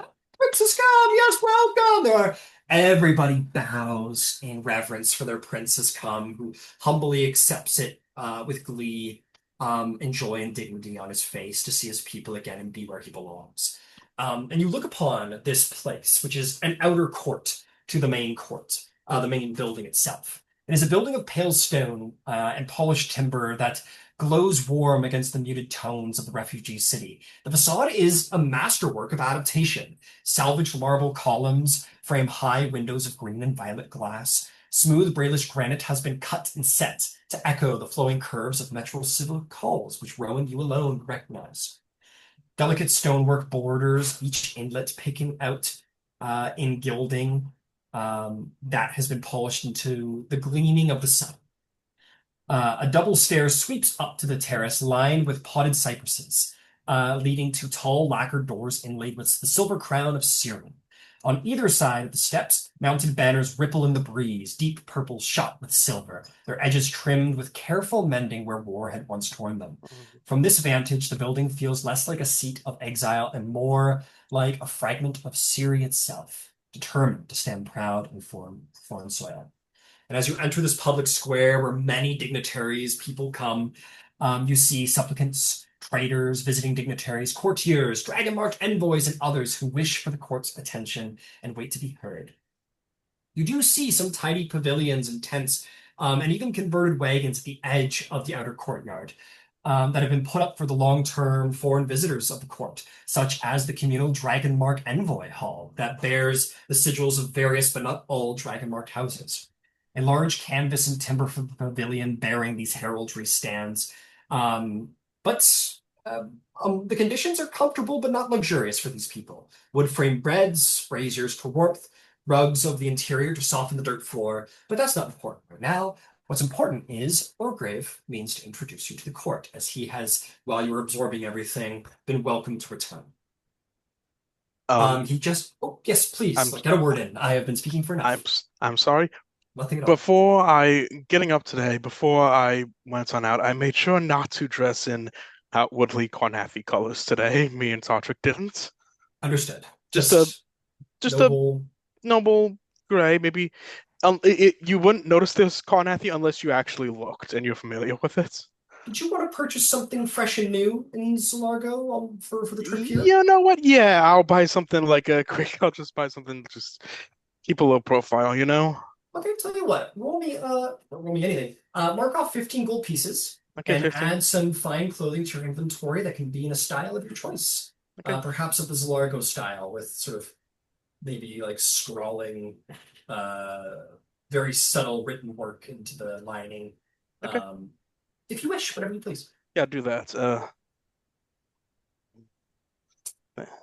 Any other impressions or quick words you'd like to share or anything at all? Yes, Ron. Rowan would have intentionally shifted her color palette towards dark gray and dark blue and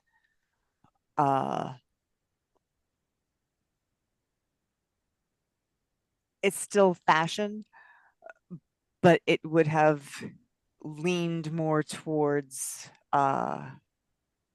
artisan as opposed to noble, if that makes sense. If you think about how one or the other might approach a public address. Okay. Are you representing with Siri a little bit? With the sort of flowiness and the like you know your people.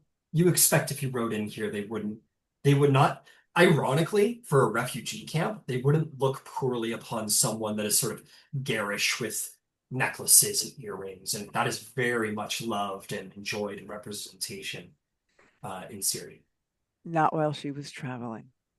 Fair enough. Understood. Is there anybody else who would have any input? Yeah, Cross is wearing what he wore to the Golden Dragon Gala, the kind of green, almost clearly like has the gold, like the crown and the bellows and the symbol of New Siri of Siri on it, and bears its colors. Absolutely. Absolutely, you do so. No problem. Um, Nothing from Lois, it seems. So as you get off, and Oargev sort of waves all of you join House, Leora falls into Prince Oargev. And he says, well, there's much to do, but it would be only fitting if I introduced you to my most trusted members of my court before we enter inside. So, allow me to introduce to you, first and foremost, the woman who keeps everything running around here, Lady Donya Irtala. She is my court administrator here in New Syria and my lifeline to keeping everything running, especially when I'm forced upon vacation. And you will see this sort of dark brown, almost auburn-haired half-elf woman who is dressed very well in the flowy Syrian styles in blue. She definitely has a writing board in her hand, but stands with elegance and pride. Um, she will smile at all of you and says, welcome to Nosiri. I am very happy to meet us, Leora. And Ambassador Cross, uh, welcome back. It's good to see you again. Good to be back. I give a bow, of course. Bow. She kindly gestures to each of you in turn, but especially turns to you, Rowan. She says, If I'm not mistaken, you are Siren. You are Siren based of House Kenneth, yes? Yeah, I am. Well, I was please. I was I grew up in Whitehearth. I see. Well, my condolences, but also my greatest of welcomes. When all is said and done here, there will be some time before tonight's festivities. May I recommend you walk the streets? You might find people that you know. It is not unusual for New Syrians to find people that we didn't expect to find. I was planning on it, so I'm glad to know it comes recommended. Excellent. If there's anything any of you need, please let me know. And please be welcome. I have already set up your accommodations at the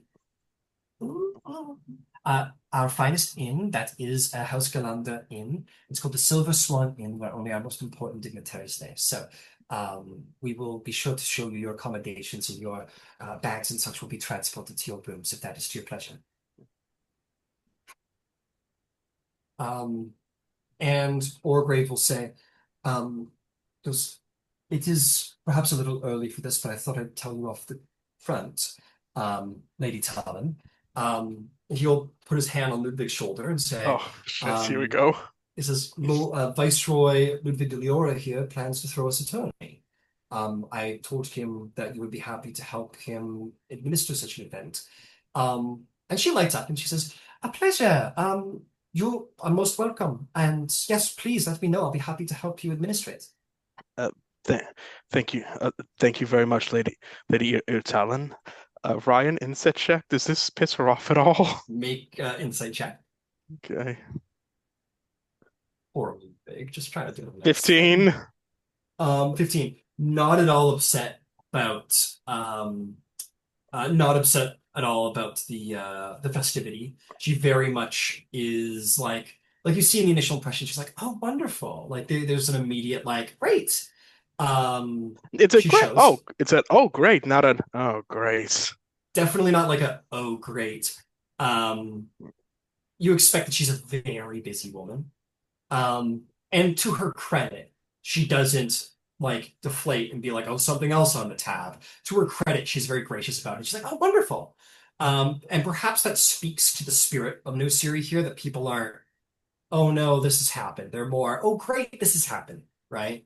So she seems to be very pleased by it. Your accent throws her off a little bit. You can't. She's very polite about it. She doesn't make any overt gesture, but there's just like the slightest thing in her eye where she's like, oh, like a Carnathy. But she maintains a sturdy politeness and tries to not address or make any sign that she gestured about it. You know, yeah, she's still getting used to hearing that accent and not immediately wanting to get the voice it's coming out of. Well, Carnathy are the enemies of Yeah, Cyre, or have yeah, been the enemies of Cyre. yeah. So, but with that, I'm not gonna go forever here because it is about 9:30, so we're gonna go to our break very soon. But I do want to introduce. I want him to introduce you to his most important members of his inner court.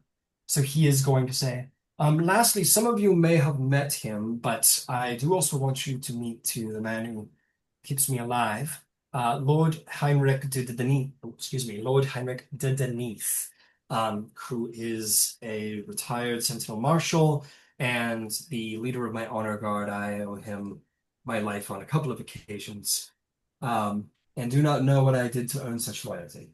And I will post his handout.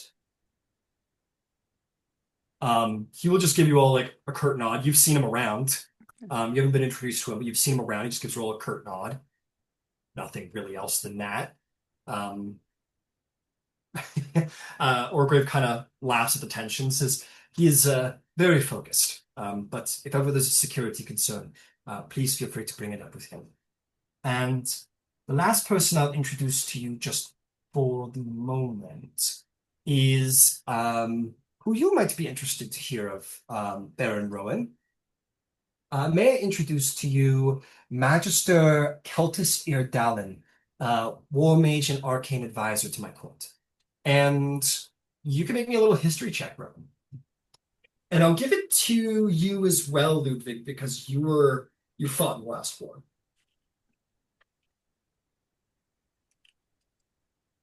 History. History.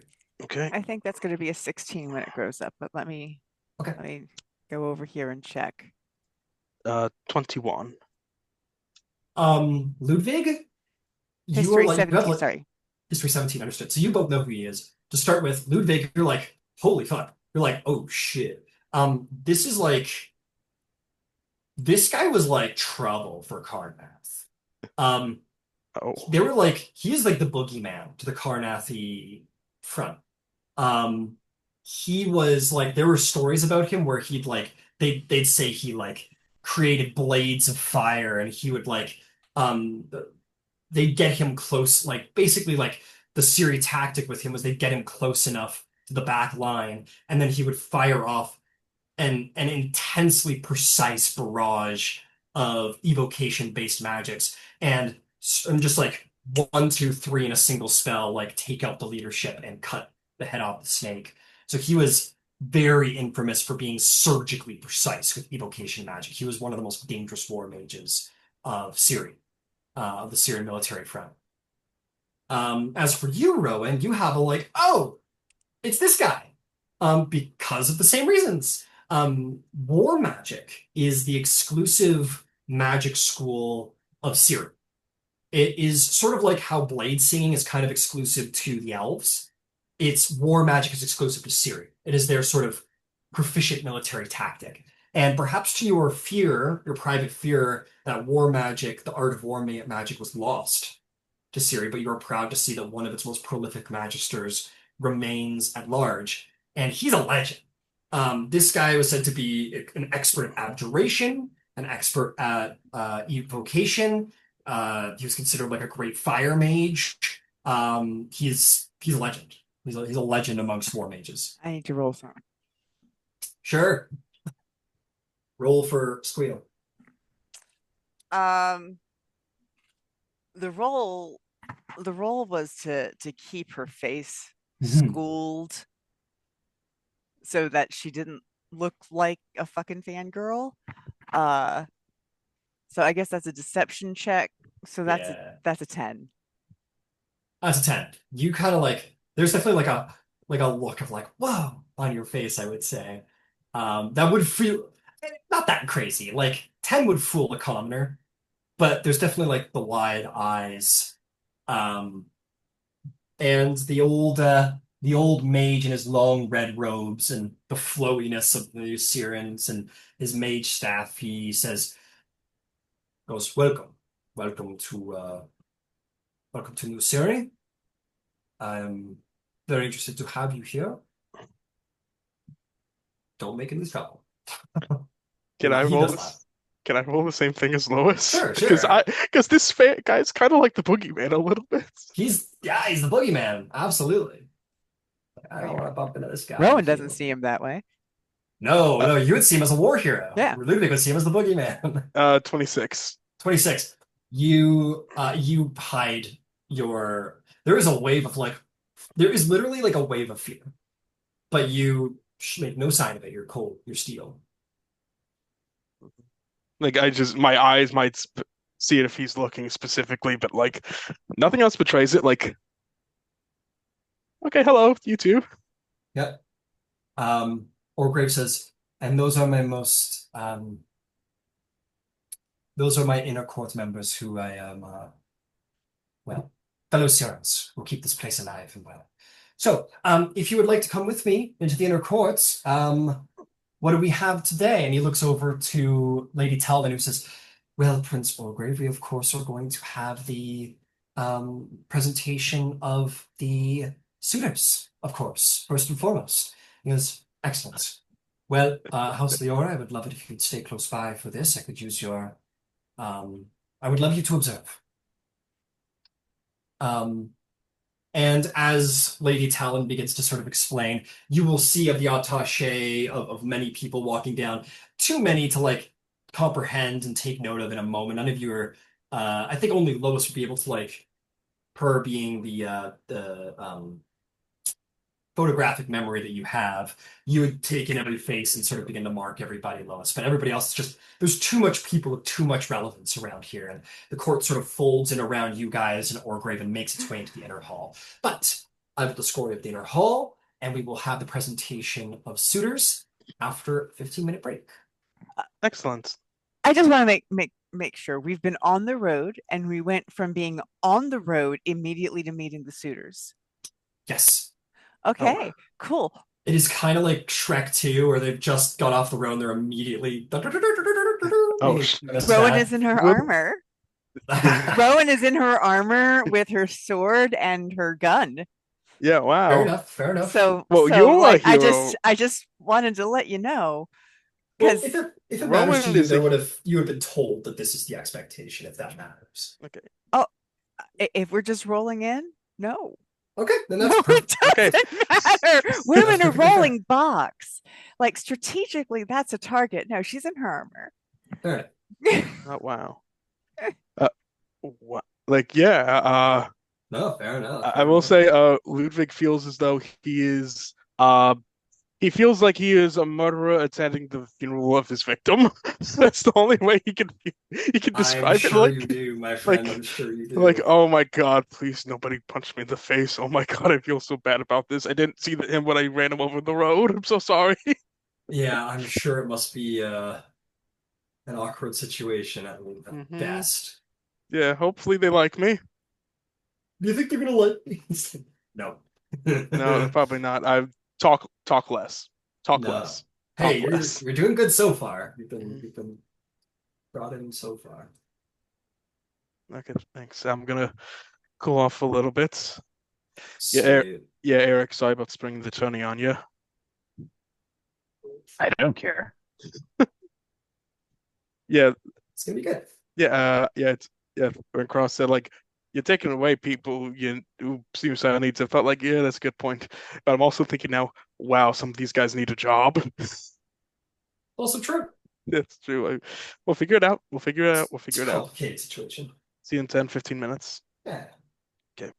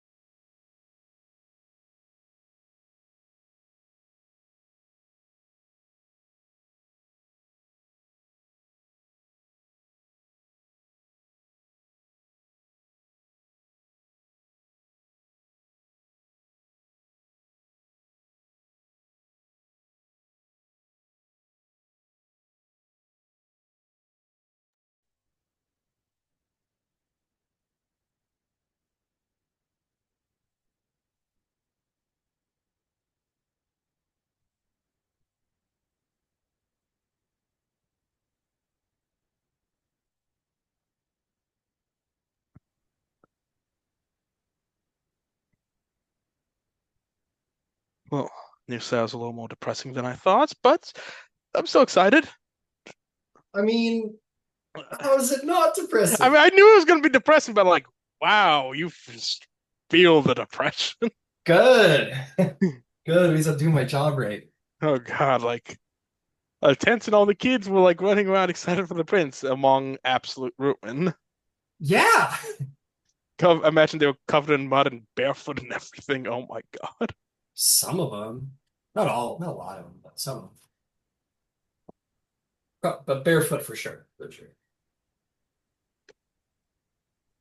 How, Okay. well, Oh, yeah. I'm sorry, but like quick one-off thing. How, I hate saying this term, but wealthy these people are. Are these poor, squalid? Like,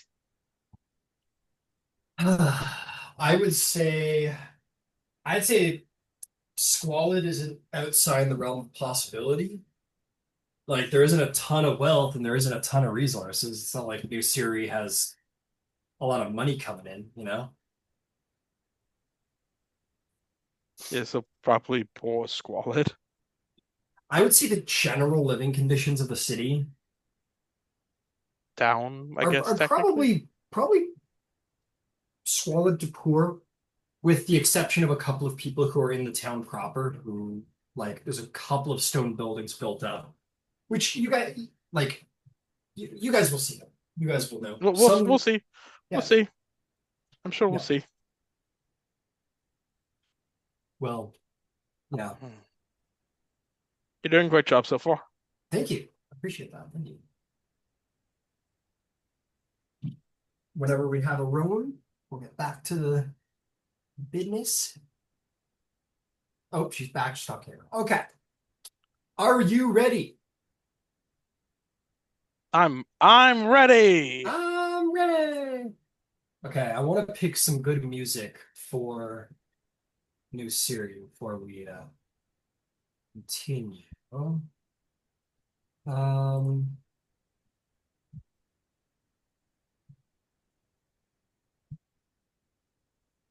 let's see. Here we go. Let's try this guy.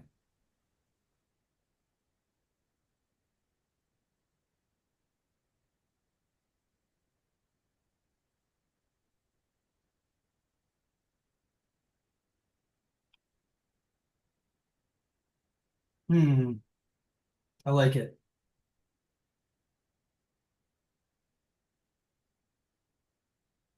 It's a little Western, actually. Yeah, a little bit. Although you could New Sire would be like a new would be like an old Western town, like a stranger You know, wanders into almost. yeah, it's not Like wildly away a from.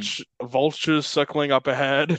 It wouldn't be wildly outside of the aesthetic of like a Western town. I mean, maybe not how the people are dressed, but certainly the kind of town in the middle of fucking nowhere, Dust Bowl kind of thing. Yeah, not wrong. It's a little too Western now. I gotta admit it. Yeah, it's a little too Western. A little too Western for Siri. Let's try this one out. It's gonna be a little too watery, I think. Yeah, fuck that. So that's it.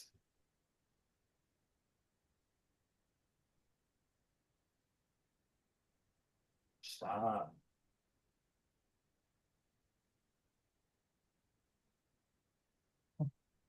Right. He doesn't want to stop.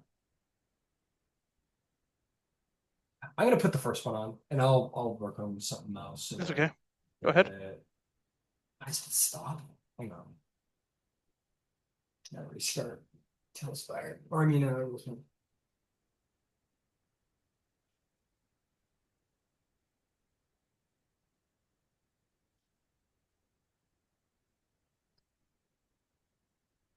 Good.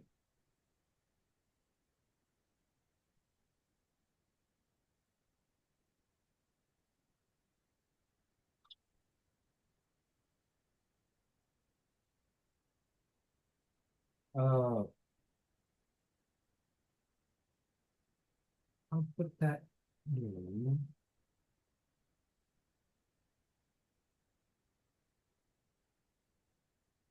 But for the time being, we're going to be a little bit at corporate. So I'm gonna put it.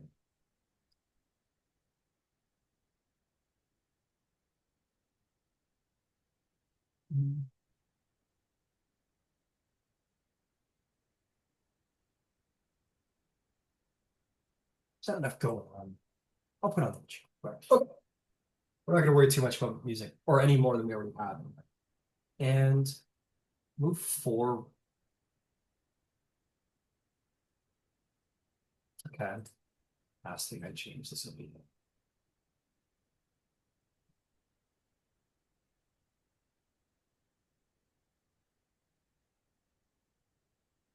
Okay.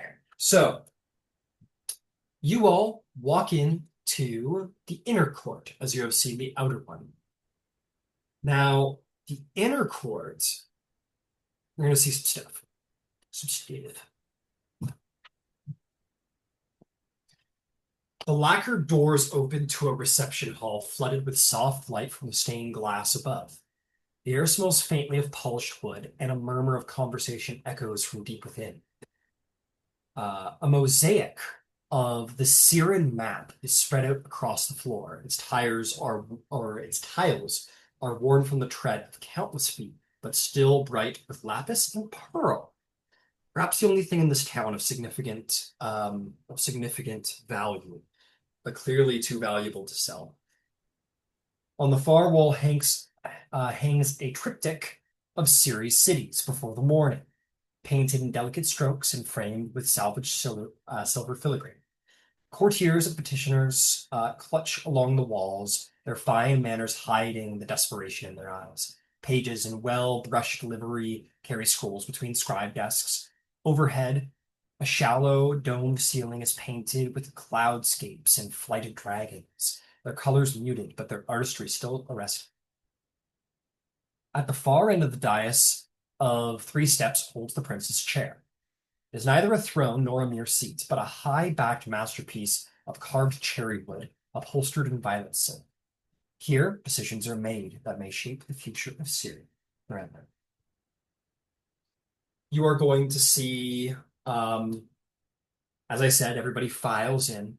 Prince Oargev is going to take a seat on the central dais. Flanking the seat, you are going to see Heinrich de Deneth, who looks keenly at the various observers here. Equally looking with keen observation, who will also stand to his side, is Magister Keltris Irdalen, who will also keenly watch the two of them having their eyes very much glued around the room. His eyes scanning over the party not more than a couple times. Clearly there's some interest in a party that is capable of enchantment magics, so clearly he has some attention. You have his attention all over it. You would see Lady Talon sitting near towards the throne, but down from the dais is clearly of an administrator or steward of the throne, prepared to do what is needed or help from a logistical standpoint. And lastly, you are going to see a civis scribe sitting on the opposite side. You see this neat, youthful gnome with ink-darkened fingers, wearing a waistcoat covered in tiny silver buttons.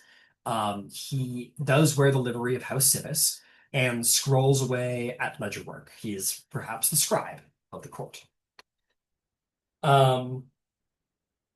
As he enters, many bow for Oargev, and Oargev sits. Lady Talvin will say, Prince Oargev and Mayor of New Cyre has returned. Welcome, good prince. And today we will carry on with a number of affairs before the evening.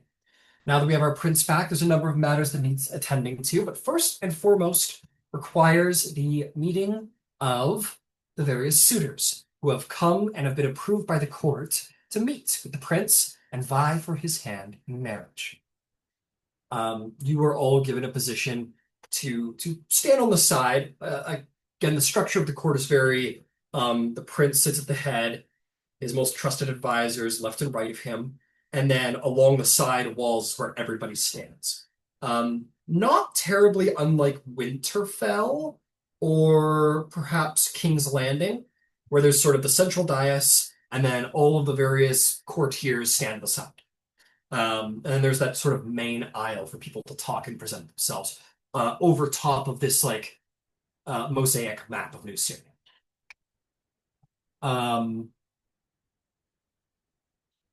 Lady Talon will take out a scroll. She will say, I see that all of our many what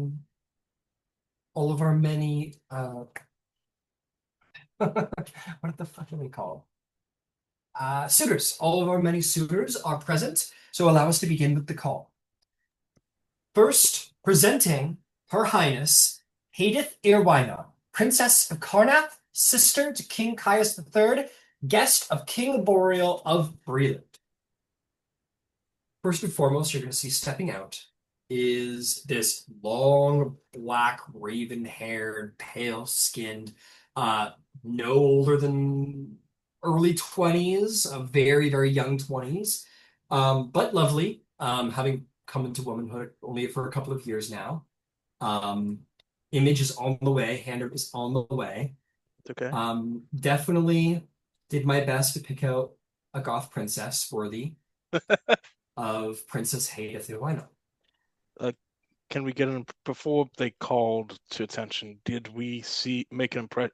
I scanned the crowd of suitors. What did I see the makeup of? They were mixed in with the other courtiers. Oh, okay. I don't think you would have. You know what? I think she's pretty uniquely dressed, Karnath. So here's what I'll say: as you walk down the lane, and you're trying to take in all the different people. Who's a suitor? Who's a you definitely, your eyes would have fallen upon the uniquely dark Princess Hadith, but only now is word put to name. And perhaps you two shared a glance as you walked by, as you perhaps are similarly, maybe not Karnathi dressed, but I think it would demeanor. I think it would, well, whatever you decided to wear, maybe not in Karnathi dress, but probably sporting the same color themes. Yeah, a little bit. Yeah. Not representing, but yeah. Even if it's like a Zolago noble dress, it's still like kind of Karnathi colors if you squint, Absolutely. So you two probably shared a glance as you were entering from the outer court. And now she steps forward before everybody. I'm behind the others, and I nearly tip over for a second. Like, wait, what? Ooh. You can roll a history check to see what you know of Princess Hadith Irwina. Cross has already gotten the rundown. 11. 11. I don't think this would. The status of a kingdom's princess is pretty big news around Karna, so I'll give it to you for 10. I won't give you too much, but I will say this, that there was a hostage exchange. Of course, you know what? For a 10, nah, they would 11. For an 11. For an 11. You would know that Breland and Karnath traded guests, quote unquote, guests of King Boreal, right? They traded guests with each other for a long-term stay. And you probably heard from your various soldiers and whoever else you spoke to, maybe your father even, that it was clearly a hostage exchange to ensure mutual protection, mutual armistice, mutual sort of neutrality.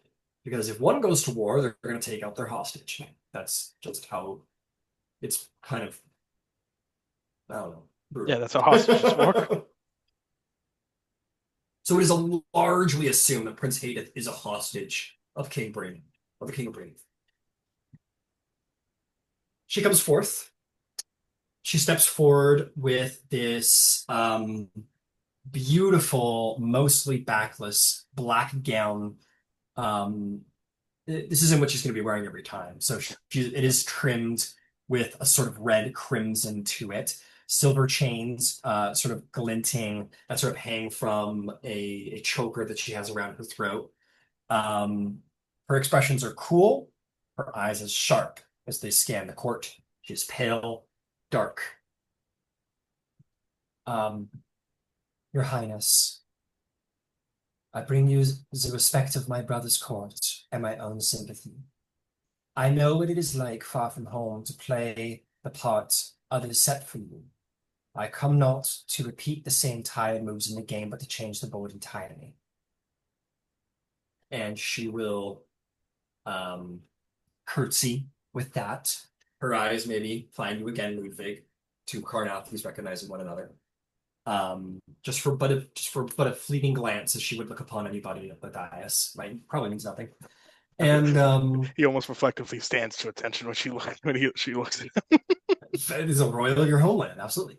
And Prince Oargev says, "Thank you.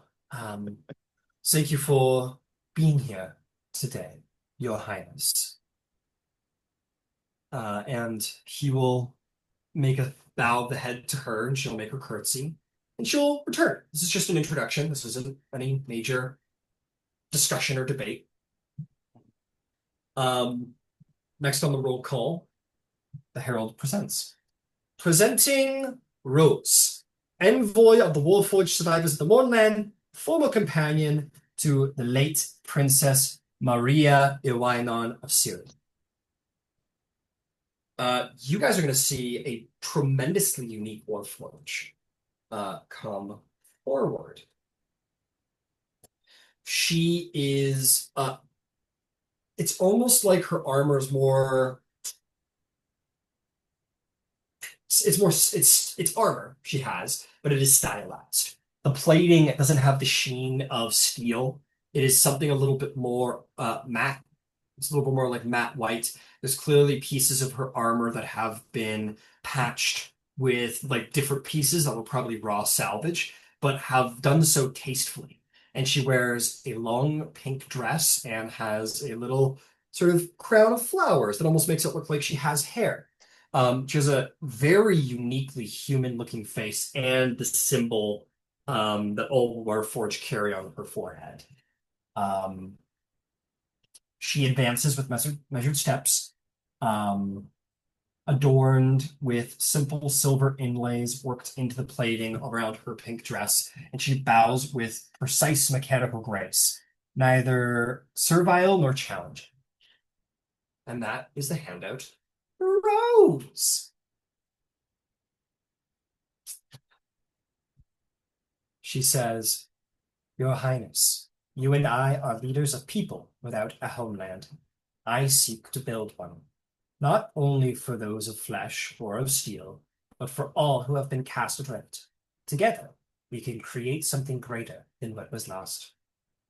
And once more, she curtsies with the utmost respect, and Prince Oargev says, "It is a very interesting prospect. We Sirens are displaced, the Warforged are displaced people, and what is most interesting to think about and to converse with over the days to come. Thank you for being here, Miss Rose." And she rises from her mechanical light curtsy and returns. The herald says, "And next, presenting our own court ambassador to the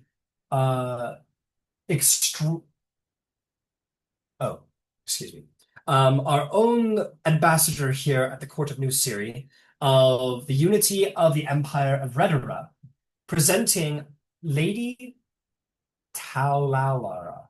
Talalara. He says that right. I don't. Talalara. Lady Talalara. And she will come forth. But you, Cross, have seen her before, as previously stated. She has been she's probably been here, she probably got here around the time you did, as an ambassador from overseas. And that is what she looks like. She glides forward in a flowing white silk dress, fabric rippling like water around her, almost as if there were wind in the room, but there is not. Every movement is perfectly measured, and her eyes hold calm that seems to pierce straight through each person she passes. They do glint pink with a power unknown. If anyone wishes to make a check, be it history or nature, nature would be for Kalashtar, history would be for the Empire of Redera.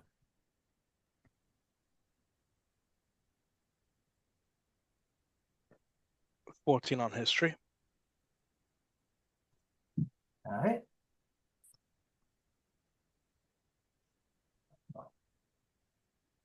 Anybody else?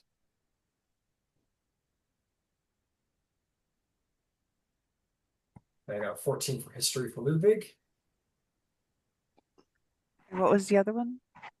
or nature for Kalishar, as she is a Kalishar. Makes no difference. 11, nature. 11 nature. Okay, Ludwig, you would know that the Empire of Reedera is ruled by the Inspired. There are people known as the Inspired.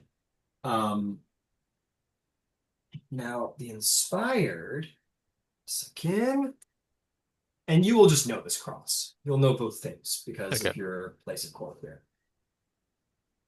They are not Kalishar.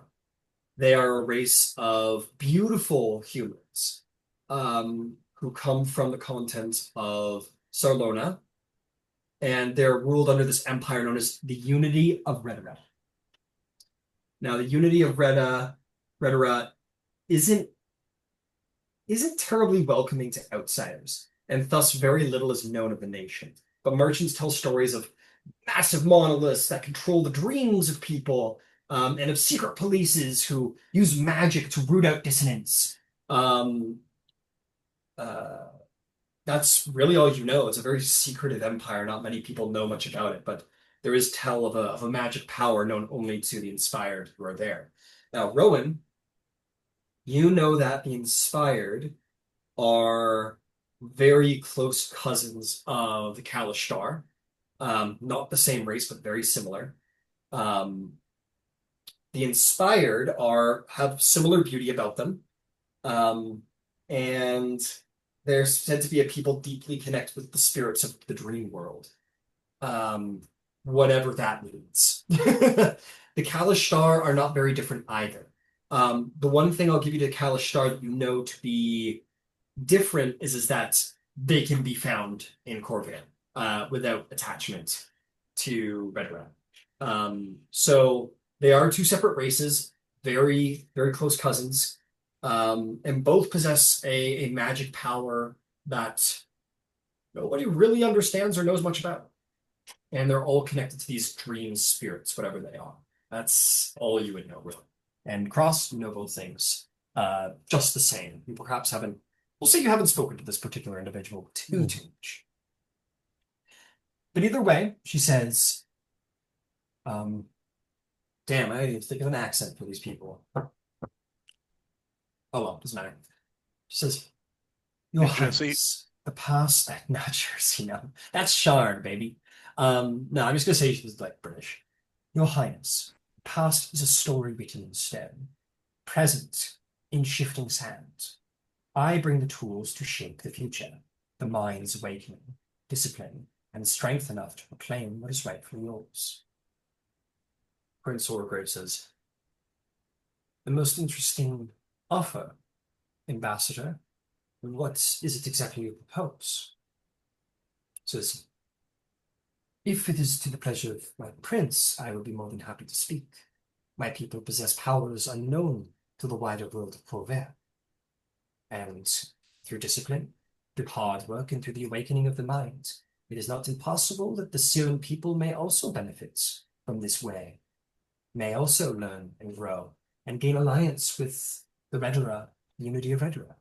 There is much to be gained in such unity, my prince. He says, a most interesting offer. As I've said to many, we will speak in the days to come, but thank you very much for your proposition. And she will now again move as if her gown moves with a great wind that blows and accentuates its beauty that is not present in the courtroom, very much speaking to a power deep within that she possesses that none of you do. The herald, a little uncomfortably for this next one, says, presenting a vestige, bearer of the living memory, speaker for the departed.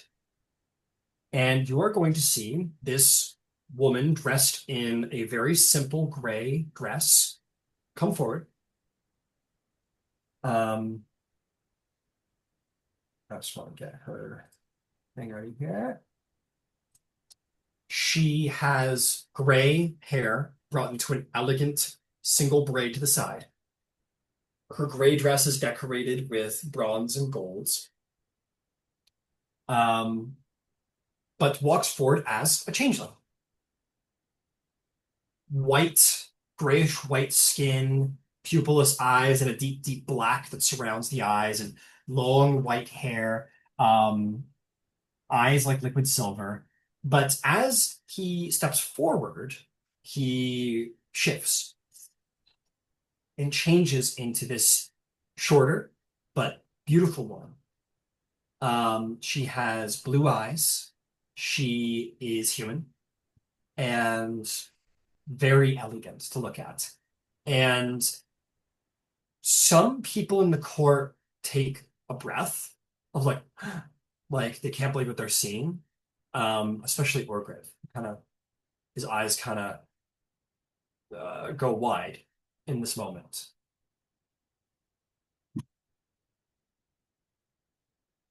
Gasps ripple through the court. And Vestige says, "My love, it's good to see you again."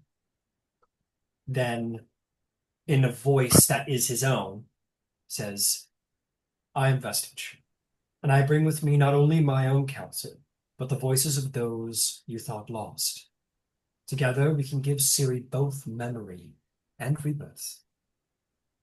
And bows most graciously. Yes, Cross. Can I roll insight? Because that sounds like bullshit. Make an insight check.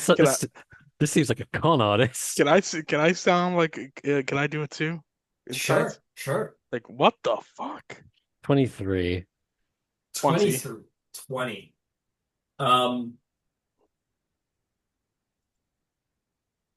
This person is clearly here with intent, and that's the same as any other suitor.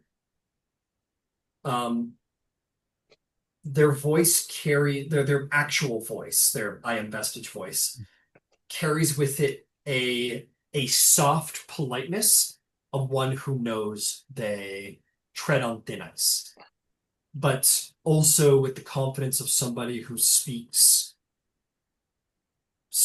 for. You don't know enough about this person, but they speak with a confidence of this, like, this is their way. This isn't wrong. But yeah, go ahead. I'll say so that's either they are really, really confident in their bullshit, or they believe what they're saying. They say, "Oh, I speak for the dead," and I'm just going to take their face. I will say they do speak with a certain softness that you would expect from like a priest. Okay. Like one who confronts religion with a tenderness, as religion is often under scrutiny.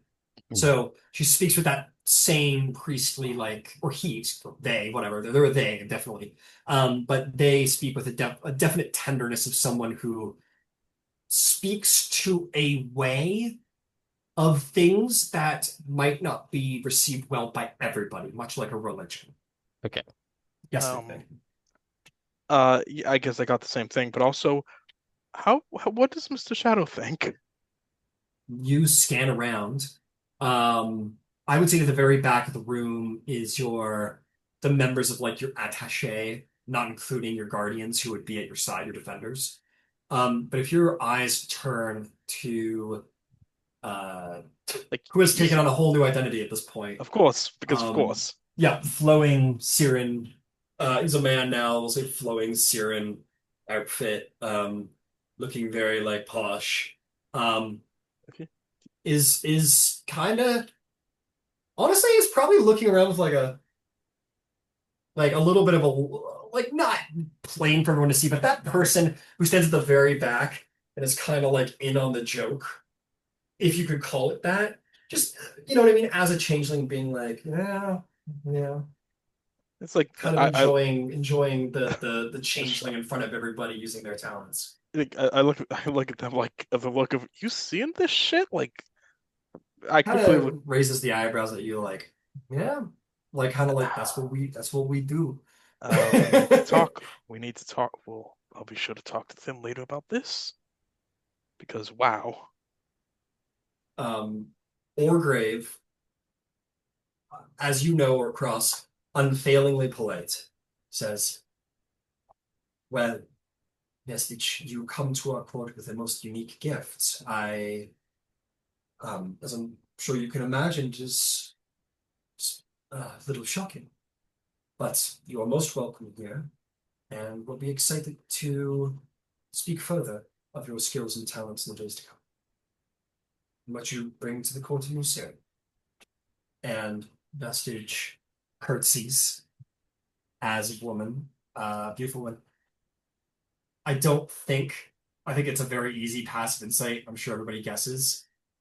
This is the visage of his late wife. And retreats back into the steps, turning once more into changeling form.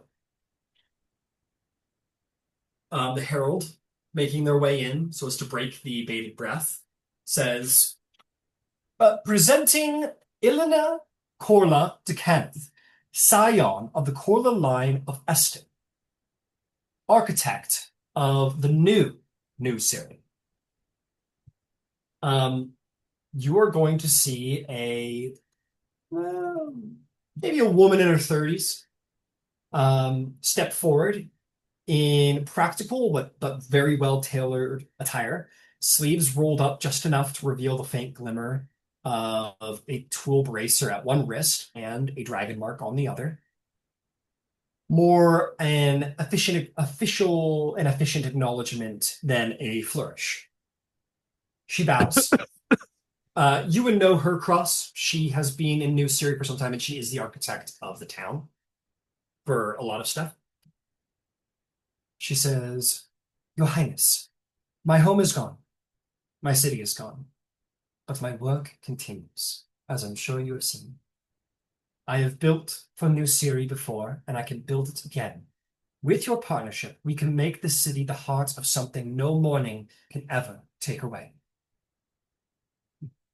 She curtsies. Oargev says, Elena, excuse me, Lady Canis, welcome. It is good to see you again, and I am surprised and excited by your proposition to the court and to myself. Thank you very much for being here, and I will see you in the days to come. She retreats back to her place within the side steps. The herald speaks. Lastly, presenting Siona of the Capador, champion of her clan and voice of the Galdar tribe of Dargoon. Immediately, words encircle around New Cyre, for there are few enemies greater in the minds of many Syrians as Dargoon. She strides forward in ceremonial armor, chased with gold, the hilt of her sword rising above her shoulder, a massive great sword at her back. Her brow is crisp and deliberate, with a warrior's respect and not the pounce and flourish of a courtier, a warrior through and through. Well, I will give you the handout now. And I never gave you Vestige's handout. Okay, here it is. Boom. We didn't get Elena's Oh, either. Got it. Sorry. Falling behind myself. Here we are. And lastly, zooming around, Dargoon.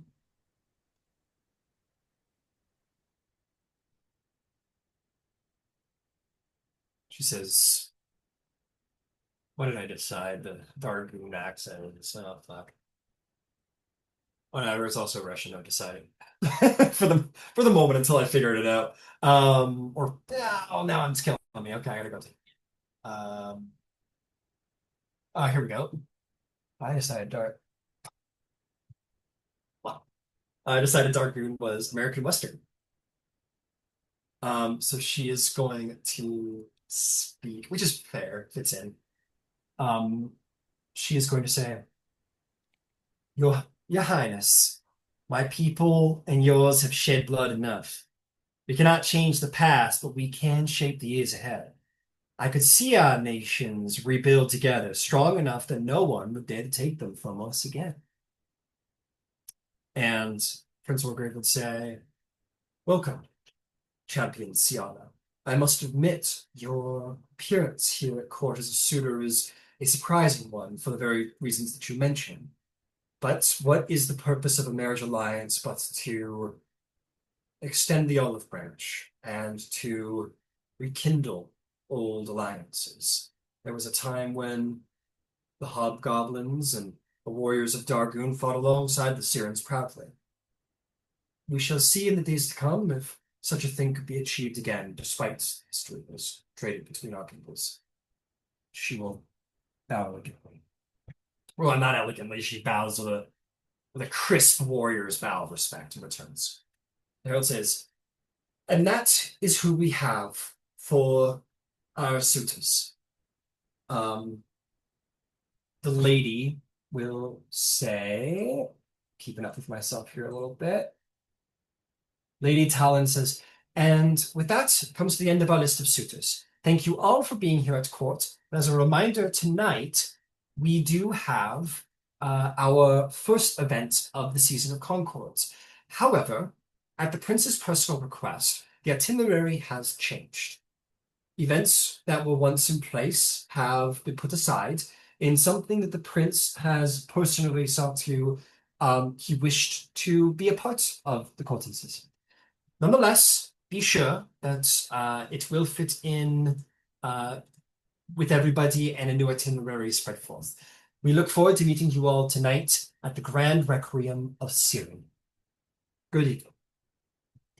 May all who are not members of the court please clear for private counsel and other affairs they must attend for the day." And with that, a great bow is had towards the prince, and many turn to leave. Only a sparse few of the most important of the inner circle remain, such as the magister, such as the administrator, so on and so forth. But not all of you. Cross, I would say Oargev would have a quick word with you. Yep. He invites you forward and says, "Well, I obviously have a great deal to do, but you have heard of them, you have met them. Would you do me the favor of consulting with your fellows, and maybe tonight before the Requiem, we might all meet and get first impressions of what you all think." I will check with everyone, see what their thoughts are. I have thoughts of my own. I'm sure. And they will be about town if you have a mind to meet with them personally, by all means. I likely will. Is there anything else you need from me? You have been a good friend to me, Cross, and I need your help more than ever in the days to come, I think. This is an important choice. I know I don't need to describe to you the gravity of this choice. So, thank you very much. No, that was all. I'll see you tonight. I shall bow and take my leave. Very well. And with that, everybody, including the suitors, fled back into New Cyre. And at the inner courtyard, where most of the suitors had gathered and have kind of dispersed to their various pavilions and tents or deeper into the actual city, you will all gather there. I am going to say that there is a little halfling dressed in Galanda colors who is looks to be a porter and gives you all like a little salute, and he is going to say to all of you, just for the moment, come on, scroll. Here we go. Nope, hang on. A lot of people to play, sorry. He is going to say, Jorn Galanda, a pleasure to meet you. You can call me Quick Hands. I am the porter of the Silver Swan Inn. all of your luggage and attendants have been shown to where the Silver Swan Inn is. And when you're all ready, I'd be more than happy to show you there. Just let me know whenever you're ready to follow me to the inn to get settled in. I'll just wait patiently at the side here. Gives you a very deep, respectful bow and skitters off to the side and stands very patiently to await when you're ready to see your lodgings. But for the time being, you have a moment to deliberate if you would wish to in the inner circle. Yeah, do we want to talk here or at the inn or somewhere private? Because I have thoughts. Do it privately. I'd hate our opinions to go make their way down the lanes and into the ears of those we're talking about. I agree. Let's get settled in. All right, Mr. Quick Hands, please show the way. Right this way, and he will lead you down the streets. He's going to lead you through a number of places. I'm not going to go into great description of these places until you get there, but you will see an enclave, which looks like a caravan house that bears the livery of House Orion. So unlike the other houses, House Orion seems to have a direct enclave to this here in New Cyre. You will pass by Memorial, again, what's it called? Here we are.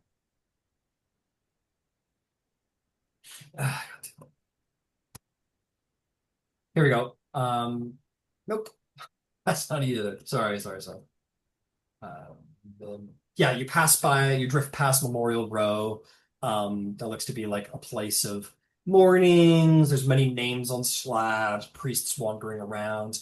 You even make your way past a bustling marketplace where many people stand at attention and prepared to show off the many goods that they might have in store, ranging from a baker to a street chef to Fletchers and Boyers, smithies, anything you can imagine.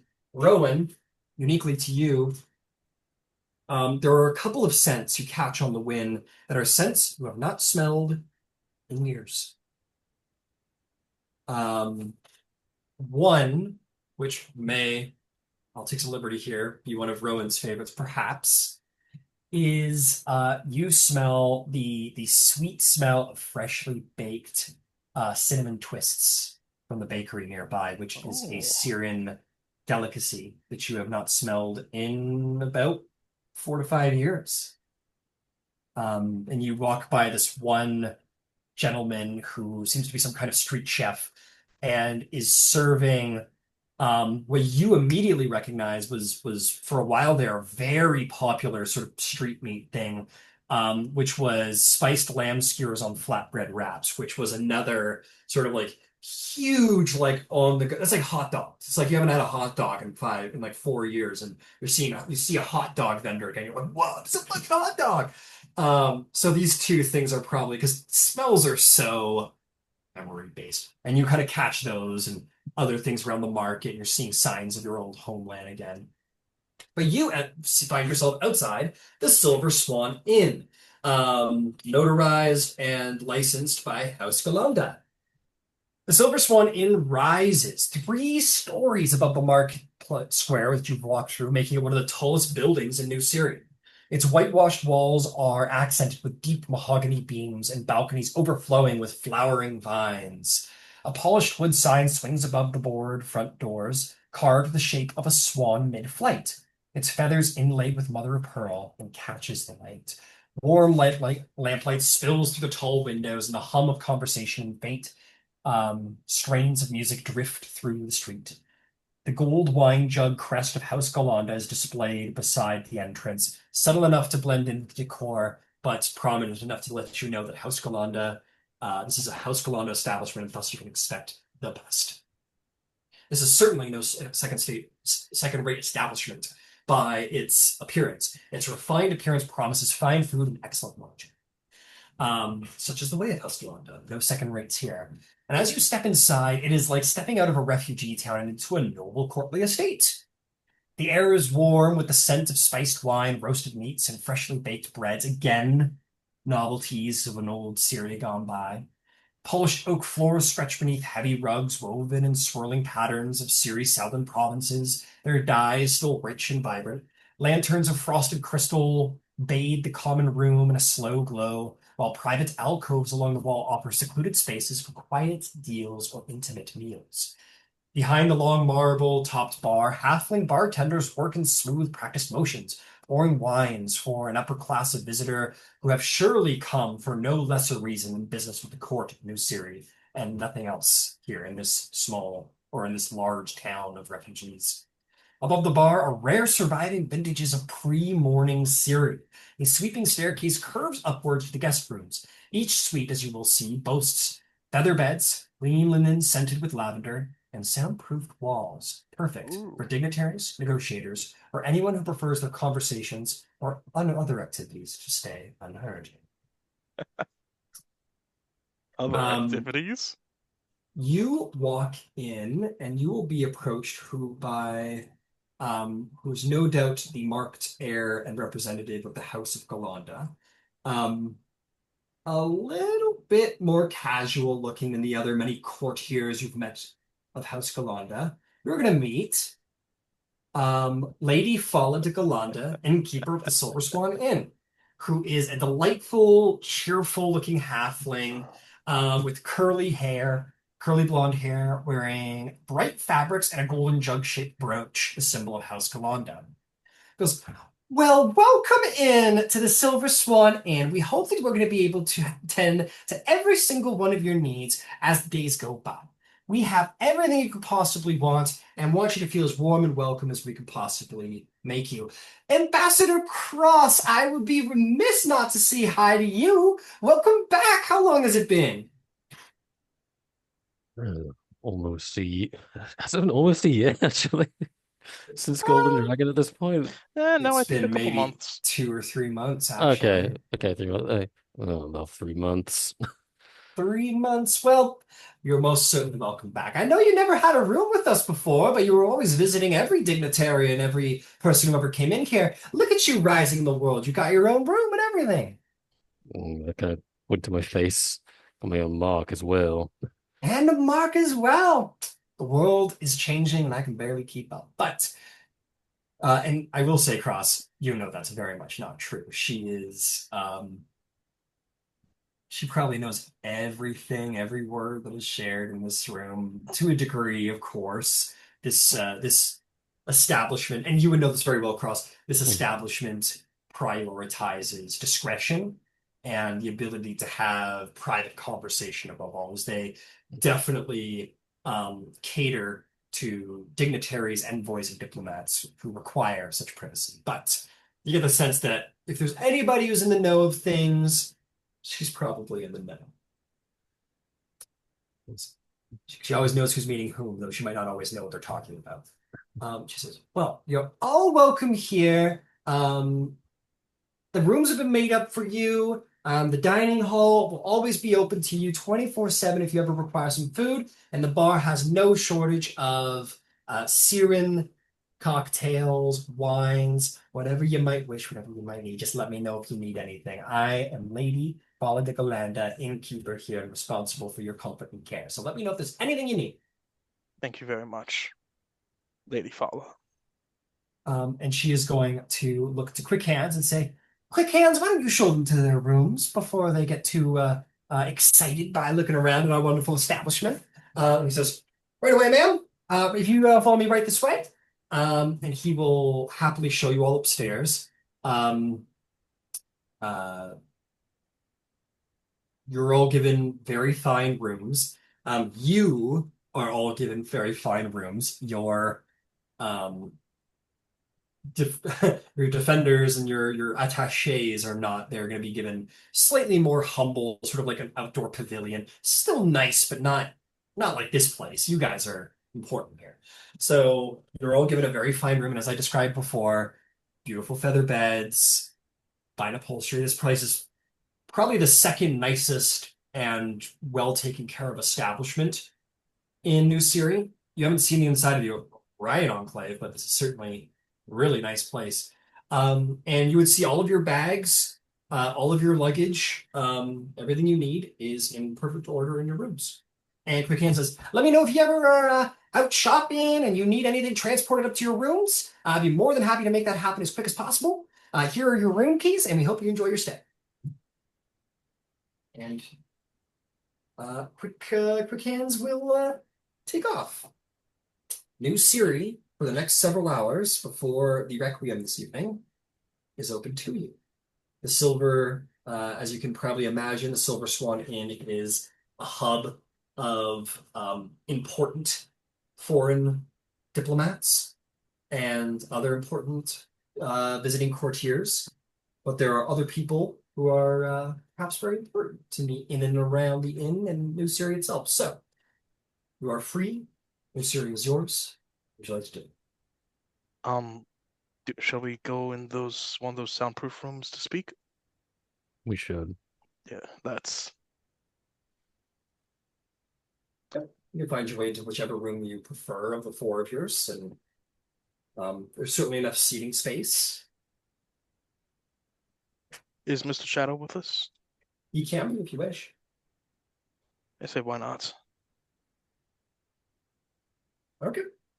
Pull Mr. Shadow into the meeting. He will become Mr. Shadow himself. He'll. Whose room is this? Ludwig, it's your room? Probably. I was going for a soundproof room. Each of your rooms is soundproof. Okay, so I guess my room. He flops on your bed. Well, I hope you enjoy that. I will. I'll enjoy it while I can. Well, the prince has asked me to relay your thoughts on the suitors. Who stands out to you? Who do you like? Who do you not like? Yeah, I did not expect the Princess of Karnath to be here. Well, she's more just a hostage than anything else. A Hostage. bargaining chip to be used by either Braylon or Karnath. If she's a hostage, I'm surprised Brunel let her get out this far from him. Maybe at his command, try and get Prince Oargev in line, give him a princess that he owns. Cages Awesome. don't have to have bars. True. And also, and by the blood, did you see that one changeling among them? That Yes, was I sure did. I that saw was your faces too. that was Cross. Correct me if I'm wrong, but that was the form of the prince's former wife, correct? that was. I would describe it as a very, very risky display, and they are fortunate that the prince is so Patient. polite. Patient, sure. Did correct me if I'm wrong, but she claimed she could speak with the dead? That was the claim. They bear the mannerisms of a priest, so they themselves at least believe that they do give voice to the dead. Whether that's actually true is another matter entirely. It's But Mr. Shadows pipe in and say, it's a thing. It's not bullshit. There's it's not super common, but I have heard amongst changelings that there are certain of us who have the ability to, I don't even know what we call it. They're called the chameleons of the dead. That's what we kind of call them. I call them chameleons. But that's what they call themselves, chameleons. Yeah, and I don't know, they like, I've had it explained to me once. It's a little complicated, but it's sort of like a seance kind of thing, where like they get possessed, kind of, or they feel the memories of a dead person. So, I mean, I've heard of it, never seen it before, but it's definitely a thing. Rumor, anyway. Never you met one until now. do you believe it? Do you think they really have that power? I mean, I've heard a rumor. Seeing it is believing it, but I mean, I don't know. They could be a fraud. Wouldn't be outside of. Okay, I'm not gonna demean my own race, but You, Ludwig, you are friends with a martyr, someone who literally died and was brought back to life. Why? How is this beyond the pale? True.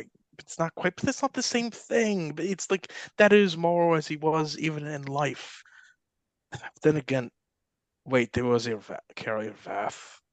I mean, I'm no mage, so I couldn't tell you. I'd be more inclined to ask, like, he looks over at Lois. I'd be more inclined to ask Lois or that Magister guy to, like, about the magic behind it. Or you, Cross, you're like a Yeah, priest, so if yeah. anyone would know. Calling forth the voice of the deceased through their own corpse is one thing. Calling it just because you can and copying their face is, well, that's just a whole different, It feels a little manipulative, I'm not gonna lie. certainly a different The mechanics of doing that I can't really fathom, even as someone who can commune with the dead. Well, it's I haven't spent a lot of time changing like communities, but it's supposed to be like a whole religious thing. So I again, rumor, rumor. So I don't even know if these are true rumors or not. Might be worth Well, trying to find out if they're frauds or not. Could In and of it itself, it's not a problem. It's the could I have people I know who've died during the war. If I could test her if you wanted me to. Like if she really could It's a good channel. point. I mean, like, if you were to walk up to him, Ludwig or Rowan or Cross or whoever, and this dude, they we'll stick with they if they if they can just sort of like pop into somebody that you've lost and should have no reason to know, I mean, or you can use magic to find.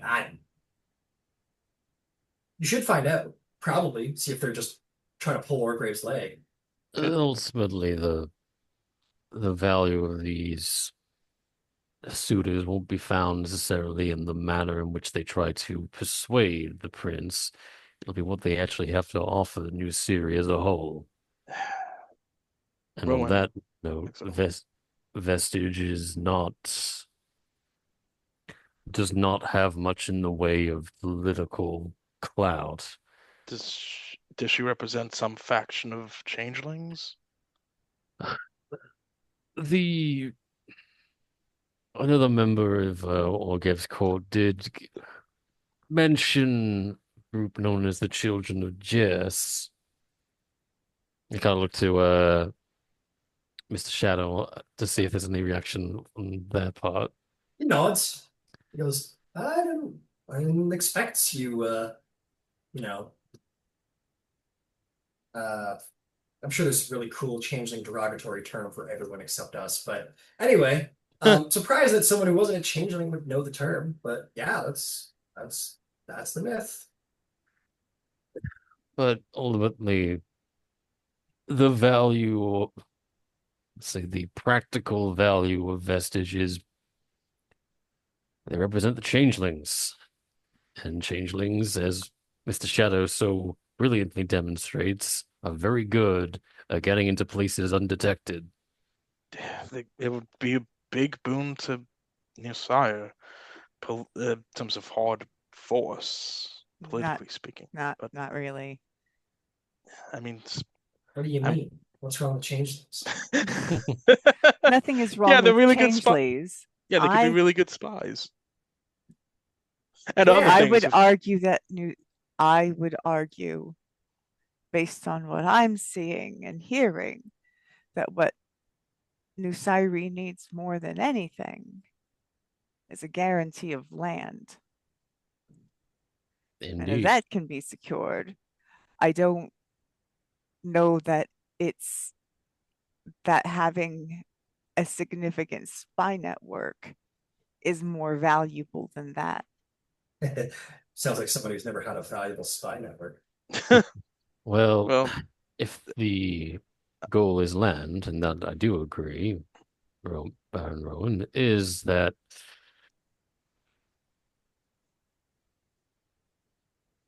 Mr. Arthur, which isn't land, it's arcane teaching, but the hobgoblin, Siana, that's land. is she a daughter of Lesh Haruk?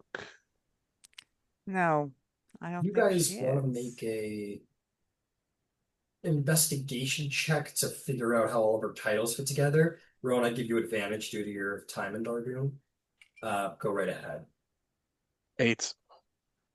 Yeah, you're like it's a whole other political system that's foreign to you. Like you're not picking up. Oh, the 19 on the dice. You said history? I'm gonna say Investigation. investigation. Yeah, All right. 19 plus 4, 23. 23. Okay, so yeah, Rowan, you can explain it to everybody, and if it's you can decide to do the information, which you will. So she is Siana, champion of the Capador clan. That means that she is considered the best warrior of her clan, and Dargoon is a tribal feudalist government. So being a champion warrior of a clan is significant. Um, Maybe even more because it's not a monarchy. So it might be even, especially in this society, this tribal, it might even be more significant. To marry your champion off has probably a similar significance to, say, marrying your oldest son off in Ondare. So they do come with themselves clout. So if Orgray was to marry the champion of the Capador clan, that would give him significant clout in the Capador clan, if not leadership. Um, Now they come from the Galdar tribe. The Galdar tribe is one of the biggest tribes in Darkmoon. So clans are under the umbrella, the tribal umbrella. So there are there are many clans in a single tribe. So the Galdar tribe is a very large hobgoblin tribe, very powerful, in fact. So in the politics of things, Rowan, as you investigate with a 23, what you gather the effect of marriage would be is very simple, which Cross, you would know from the conversations with Orgrave already, is that if he were to marry Siana of Capadura, their champion, he would effectively be considered the leader of the Capador clan. This would be considered an act of betrayal to Dargoon, quote, underneath it, albeit reclaiming land taken from her people long ago, being Dakani Empire and all of that. So, I guess another thing I'd throw in there as a piece of information, the Galadar tribe are like very Dakani, which is the ancient Dakani Goblin Empire. So very, very based in that. So in this marriage, the idea is that her union with Orgrave would be a bridge to reforming Cyre and Dargoon into a new nation where humans and goblins would be peaceful with one another. She's the leader of these goblin people. He's the leader of the Cyrans. If they were to marry, they would carve out a new land and thus nation in Dargoon. I can't imagine that would make the Lesh very happy. That is exactly correct. And Rowan, you know that Lesh Haruk and his Rukantosh clan are rivals of the Capador clan. And you probably know that she recognizes this. And by marrying Orgrave, it would be sort of underhandedly sort of taking some of Dargoon away from the Lesh. It would be a pretty intense, awesome political mover for Siena that would break ties with Dargoon and underhand the Lesh's power. I understand how New Cyre needs land. I'm not This sure if what is they need is. that's That's Rowan's info. That is Rowan's info for Rowan to Oh, share. if sorry. she's interested. I thought It's you all good, shared it. Vivian. All good. Apologies. All good.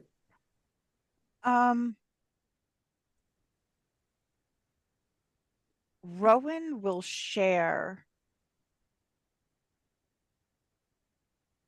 all of it, save explicitly pointing out that it could be considered an act of aggression. She probably won't, she's not going to sensationalize it, but Act of everything betrayal. else. Just to be very careful about the words there. But Okay. act of betrayal, not aggression. Aggression meaning war, right? Like fight. This would be an act of betrayal, which could lead to aggression, but not explicitly directly aggressive. How, Ryan, how much do I Yes. know about goblin customs about intermarrying? I know I haven't seen many half goblins around. You can make a, let's call it a history check on the marriage traditions. Okay. 6. Dargoon is, and their feudalistic tribal system is very different from Karnath and is literally on the other side of the Yeah. continent. So this is, as much as you have had an interest in Dakani history, modern day marriage culture of Dargoon is a little over your head. Okay. What would, do you think the Lesh censor here? I could ask Galanda downstairs, but I'm doubtful. How would how would Rowan, you know the man, like how would the Lesh react to this kind of marriage?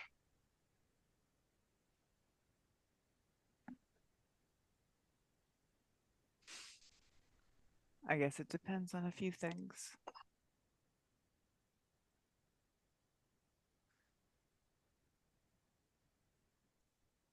It could probably be seen as an act of betrayal, but also he's a diplomat, which is to say it could be handled above the board. So it could be dicey. There is Why also do the you fact that go ahead? it it would be considered on Oargev's part a betrayal of his own people. It you may considering the fact that the goblins took parts carved off new Dargoon from Cyre, that's understandable. That could be spun too. Yeah. That could be spun too. Like, yes, you're right, but also they really need the land. So if this They is do. a guarantee of land, that's a hell of a peace offering. Like I'm not saying I'm behind it. Of course not. I'm saying it's on its face. The deal has quite a bit to offer. You make peace with your enemies, not your friends. This would be a big example of that. It What has the most immediate rewards, but also potential pitfalls for the future. there's also we've spoken with about Dargoon, but I'm not sure how Breland would like how Breland would feel about this. The human goblin kingdom on their border. I mean, they've said that New Cyre is not allowed to expand. Where are the refugees supposed to go? I Oh, mean, Undair won't let them in at all. I know. It's just So if Brayland is saying you can't come here and someone else is saying, nah, y'all can come here, then why does anyone care about what Brayland thinks? Right? Right. Because if they wanted to control the situation, they could. If any of you guys want to make a, let's call it a investigation or insight check regarding how Braylon would feel about a marriage to Sienna. I'm I'm guessing they wouldn't think it's a great idea. 15. 25 insights.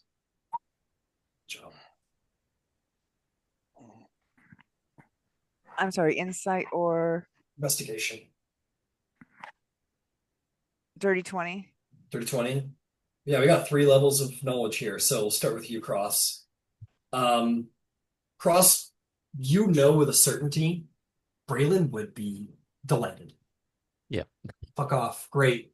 Done dealing with it, you fucking refugees. Problem solved. Problem Immediate. solved. Exactly. You know very clearly that the Syrian plight is that nobody fucking wants them and are deeply worried that they're going to try and take some of their land. And a lot of nations already lost land in the last war. So nobody wants to lose more land. So Braylon, as kind as they are, very happy to have these dirty refugees off of their doorstep and forming a nation in someone else's land. Fantastic. They're trying to pass a law in Parliament limiting their population right now. So we would be overjoyed to get the Syrians out of their nation. Absolutely. Stepping up, and that's what all of you would gather. Stepping up the totem pole of knowledge, what I'll give to Rowan and Ludwig for the 20 plus. Can I give to you? I think there's very clearly it's sort of the short term is okay. Sienna and Orgreave get married. Sienna basically hands over the lands of her clan of Capador, which are significant. Now what? The Syrian people are living in in the borders of Dargoon, forming this new nation, having sort of stolen a chunk of Dargoon out from under the Lesh. So that's worthy of questioning. What's the long-term like optics? What's the long-term strategy there? Going up the totem pole to Ludwig, as you rolled the highest being from a military nation, it's tricky. Nobody wants a mourning, but it's tricky. The Syrians are not considered a sovereign nation. Would whoever was behind the mourning care if the Syrians got wiped out? Because they already blew the Syrians to hell. But at the same time, would the Lesh be willing to risk it? He is known to be a charismatic, strategic individual. Would he accept the loss, or would he risk a second mourning upon all of Dargoon? Or would he let it fly? There's a real sort of coin toss here of like military action where if it weren't for the mourning, you could very much expect military action would be taken. And be like, oh, you're gonna take my land from me? Fuck you. And then go fucking rip them apart. But the mourning adds a certain speed bump that might be trouble. So it's difficult to decide which would come through, but Malesh is known to be an intelligent, strategic individual who will not take unnecessary risks. He's no barbarian. I know way less about the Lesh than Rowan does, but how do I know how he would personally take it based on my readings about him? You know him simply by reputation, which is that he is a charismatic leader, he is a cunning strategist, and he is the sole reason that Dargoon is a single nation and not just a bunch of tribes.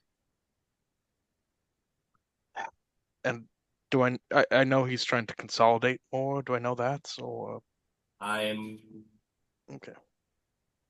You can expect he's probably trying to work towards Dargoon infrastructure. That's a guess. It could be military, just like all the other nations. You don't know. You haven't been there. But you expect that he's a military strategist beyond your own skill, so it's hard to know. Ludwig would think it's a real gamble with the Lesh. And there are others who might think that, well, a small war isn't the same thing as a continent-wide war, so maybe there's a lower risk of the mourning expanding, if that has anything to do with the mourning. We know so little about the mourning. Well, let's maybe park that for a second. Yeah. There are alternatives. The most interesting, I think, is Lady DeCanith. That's Rowan, are you familiar with this good lady?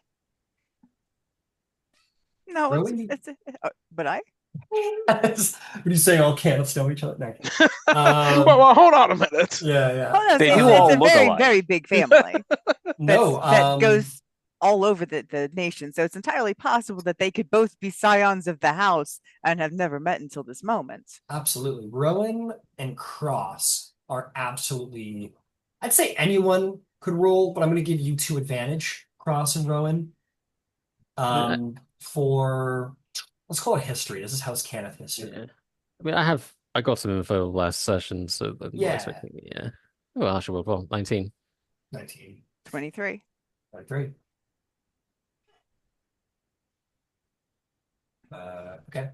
Um, so you would both know that she was indeed the scion of a very powerful family called the Corla line that were entirely based in Eston and Making, which were two cities of Cyre and were powerful. And there's a large expectation that Corla would would probably be the next from House Corla would come the Baron, then be the next Baron of House Canis. Some suspicion was even thrown around in Illina's way. There was no it was sort of that unspoken like, oh yeah, they're next, right? Like there was nothing wrong with the Baron. The Baron was not sick nor old, so there was no reason for anyone to be making any definitive decisions about who would become the next Baron, because that's not how it works. But there was a large, quiet, sort of unspoken understanding that Elena would perhaps become this. The issue is the mourning destroyed the Corla family, and thus she was knocked out of the run.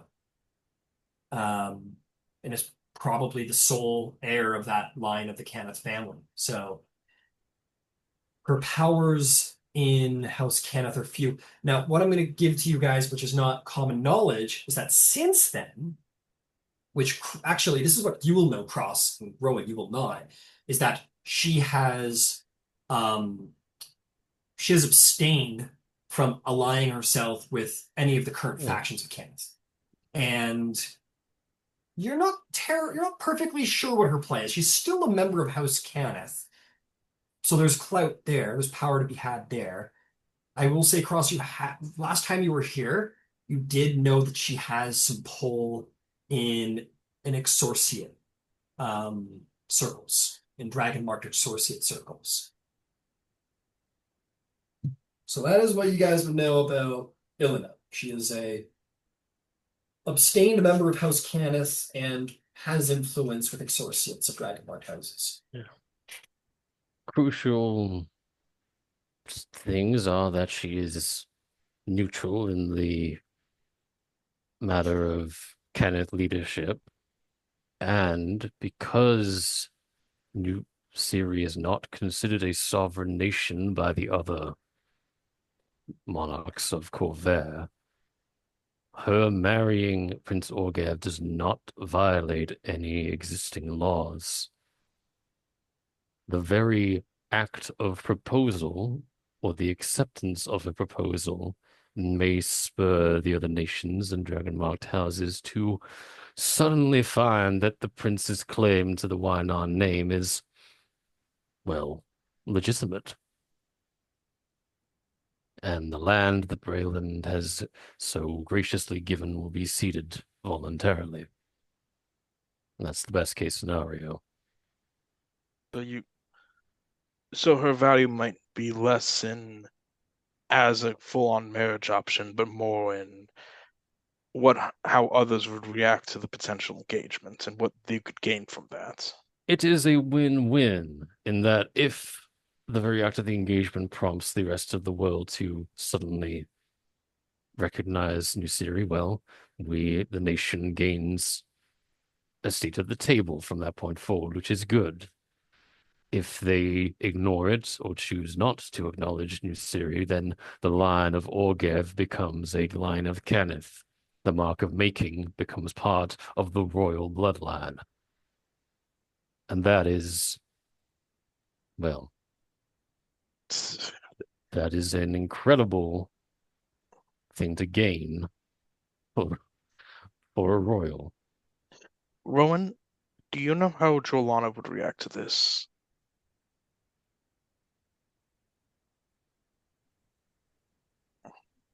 Make an insight check, Rowan, if you cared. Anyone is more than welcome, by the way, to say, like, no, I don't want to take that check if they Yeah. think their character would think a Okay. certain way. Okay, sorry for Um, forcing no, that. it's not on you at all. I'm just saying for myself. Like, for example, if Rowan thinks she knows and doesn't need a check, that's fine. What would you roll? 13. 13. You don't think she'd be happy, but you don't think there's anything she could do about it. Same with probably the other barons. Yeah, Like, that's the whole thing. I don't know that I care how any of them feel about it. And I'm not necessarily comfortable assessing things as to whether or not it's going to make them emotional in some kind of way. The question is it going to have, what is the political impact and where is that going to come from? Right? So if he marries Ciara, I'm sorry, was that her name? Ilana. No, the hobgoblin. Oh, Tiana. Sienna. Siana. Yeah. If he marries Siana, we have a very good understanding of what the political board looks like. No, you don't. Oh, talk to me. I've been hoping you'd jump in for a while now, please. I've been content to sit here and listen. The hard reality with Suriana is she may have access to land, but she is not a sovereign signatory. The Lesh is the sovereign signatory. And that means the Treaty of Thronehold will back him all the way down the line, That which does not put land in Ciri's hands. that's Period. that's act. Ryan, above table, do we remember if Darkwing was the signatory? Yes. oh yeah, yeah. Oh, And if we're back, Sovereign's they fine. are. Oh yeah. Sorry. Well, yeah, Sovereign's that fine. changes things. If Cyre right now isn't and Noon I is, he'd have Haruk would have international backing on him. love Like love he'd have the the arguments. love the legal aspect of it. That's actually true.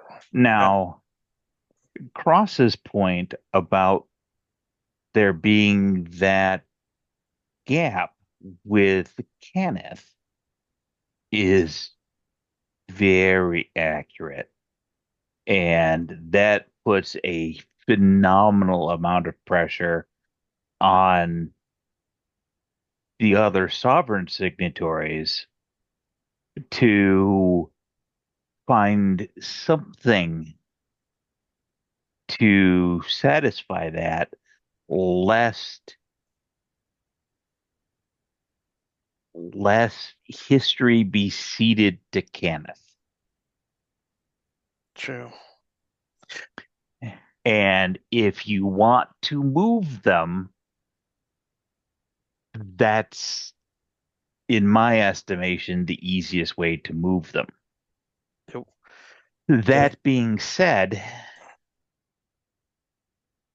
I think it would be, given my own personal situation, it would be impolitic not to say that while there is not a land component or an overt political gain to pigment, fragment, vestige. There we go. There may be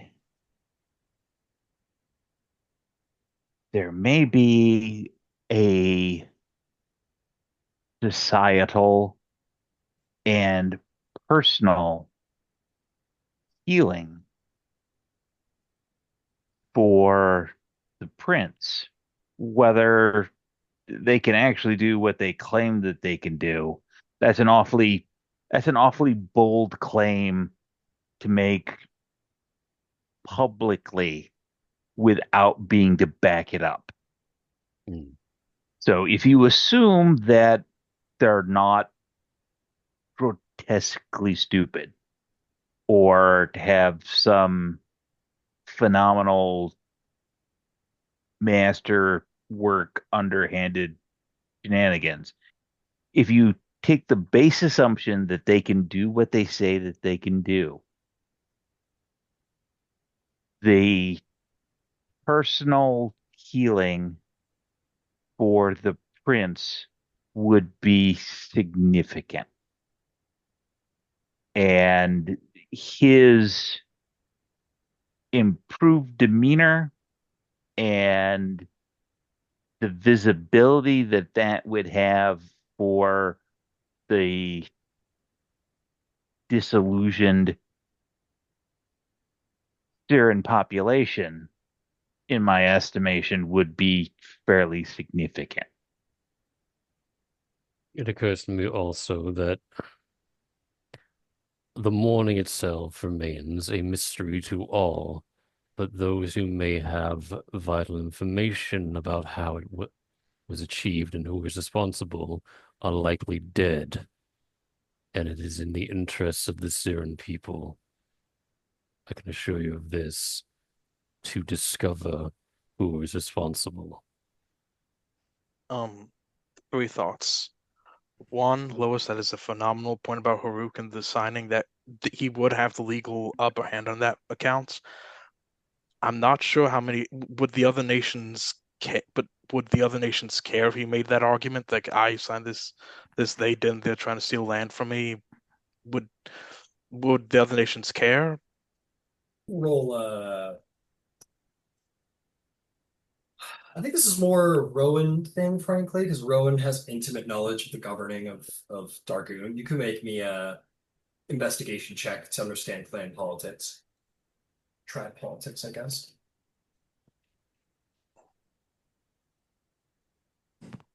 Shit, rolling well today. That is you said investigation. Yeah. That is a dirty 20. Here's right. So there are you would know that there are four tribes of the that basically Dargoon is like invisible tribal lines are split into four.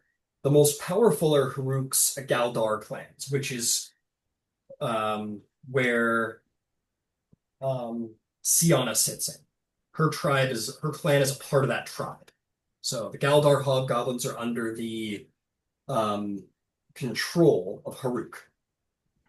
Now, that said, the Capador clan has their own lands. And that's how the country is distributed. It's very feudal, again, like Japan, right? Where sure, there's the guy leading it, but everybody has their places. This is clanland. This is clanland. The idea would be that by Orgrave marrying her, the Syrian people could occupy that clanland. Now, what happens thereafter? Like, yeah, absolutely. Lois is absolutely right. If Orgrave and Siana went to the Treaty of Throne and like, we're a sovereign nation, baby, they'd be like, fuck yeah, no, you're not. No, you're not. But they'd also be like, and that's that. And they'd be like, Haruk, if you want your lands back, I mean, deal with it, dude. It's your nation. So at that point, it's like, deal with your nation. And it comes back around to how would Haruk respond? Would he care to start a civil war? Because you know that Rowan Dargoon is full of infighting. Like Haruk keeps a tab on it, but it's very possible that maybe once Siana and Orgrave marry up and make that land, Haruk might decide, well, I guess we're genociding the Syrian people because those are Dargoon lands. Or he might be like, pleased to meet you and shake your hand with Orgrave, which is crazy to think possible. So it's difficult. Legally, Lois is absolutely right. They could not settle there and be like, we are our own new sovereign nation. Absolutely not. That wouldn't fly. with that said, they could still operate there, and the Sirens could be part of the Capador clan and operate those clan lands like as part of the tribe. Okay. Second thing about Vestige. I'm it's a fascinating point on an emotional level how much she could bring healing. They could bring healing to Oargev, but also others in New Sire. I'm still not sure politically it gets them that much. It But does. in terms of what was that? It doesn't. Mr. Shadow's like, fuck all of you. An army of We changing are so spies would be sorry. remarkable. It's not the army of spies. It is in it is very much a morale win. It is not Well, land, it is not territory, it is not bodies. It is a morale win. true, but I'm not sure if that's his using his one marriage opportunity is the best way to do that. But Well, my third and listen, That's not yours to decide. well, it's That's not. his. Of course not. But yes, well, it is. look, I don't know what this vestige person is intending. It might be good to know what their like end game is. But if they're doing it on behalf of the changelings, I can tell you, like, Rose is like, we're displaced people, and they are. And the Syrians are like, we're displaced people, and they are. Changelings are fucking displaced people. We don't have any homeland, we don't have any country. So I imagine many changelings would probably want to find their way over to New Syria, and many people might be wanting to help make New Syria a thing. All right. And my final point, um, is if we want you talked Cross, you talked about learning the truth about the morning. Having someone who actually lives in the Mournlands could help with that. Someone we haven't talked about yet, Rose. What are your thoughts about her? The problems are obvious, but I'm Well, curious to in your thoughts. my discussions with the prince, first point of contention, she's a warforged. If they were to actually marry, Orgev's line dies, unless, of course, use consorts instead to continue the bloodline. But at that point, it's they're better off forming a separate contract that isn't marriage. So you think it would be better if they were just allies? Makes more mechanical sense. As far as Rose herself, I just don't know That enough. is the world's worst pun, Cross. Oh, yeah, I was gonna Unintentionally. let it go, but Yeah. Uh, I don't know about her. I'm working on finding out more through my own former old friends, but getting messages in and out of the Mournland is a pain. So I'm doing what I can to find out more. I was always aware of there being scattered Warforged communities throughout the land. It's one of the few places we can live that others can't. It's not an easy place to live, but it is livable. I don't Sure. know what her intentions are or what she truly has to offer, but I want to find out more. I think Above. Mr. Shaw would say, I think a lot of people are like kind of promising the same thing, promising bodies. I mean, and all the other very intelligent stuff that Lois said, but I mean, like, Vestige, I assume, is like, changeling unity and changeling show up. So you get changeling bodies. Rose is like, Warforged bodies, which are pretty fucking good building bodies. Uh, Canneth, wanting whoever, Sorcerer, whatever, Canneth bodies, right? quick thing. About the morning. Warforged are able to go in there, but it's toxic to the flesh people. I think this would, I think I'm gonna say, given your relationship with, yeah, maybe maybe a history or nature check. Okay, the history. Cross, you know the answer to this Yeah. question. 18. 18. You would know all of what I'm about to say, Cross, which is that yeah, Warforged can enter and exit the Mournlands without harm from the Mourning itself. Nobody's terribly sure why, but they're pretty sure it's because they don't breathe or they don't need food or water. Or just something about their construct-based nature, perhaps. But salvage operations in the Moorlands are like it's a huge trade. And you know this, Cross, because New Cyre is the first, in some cases, is a pretty prominent stop for salvagers. Um, so humanoids do go in to collect salvage and salvage the interior of the Mournland, but they have to do it in like basically hazmat suits, like very specialized suits and whatever, and skiffs and stuff like that. It's very much like entering the void of space a little bit, like very dangerous to do without proper physical protections. Okay, there's a big salvage opportunity of business opportunity there, certainly. Which is a point which I'll give to you guys is that it's another thing that Ilina Kenneth brings to the table. If if she marries and certain Cannith people flock to her banner or whatever, and that works out, the biggest, baddest Cannith inventions are in the Mournland. And who can operate them better than the Cannith line? So she does bring a certain mechanic expertise to the table. Like, what if you guys found, like, hypothetically, what if the Sirens or Salvagers or whatever found the Genesis Forge? Like, you're gonna need a Cannith to operate. Who's to say that Ilona doesn't bring that expertise or individuals with that expertise with her marriage? Okay. Oh, I don't. There are okay, well that's four mainly. The only two suitors we haven't talked about much yet. Lady Talalora. Lady Talala. Talara. Talalora. I think I got that right. Talara. the Ryderian. There you go. Yeah. Yeah, the Radiran ambassador.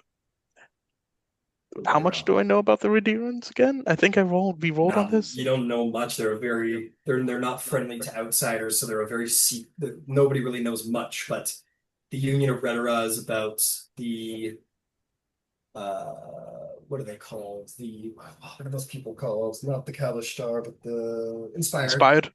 Yeah, they're just a very large empire of these people called the Inspired, which are connected to dream spirits and have a power found in only Kalishtar are the only other species who possess this secret power that they have.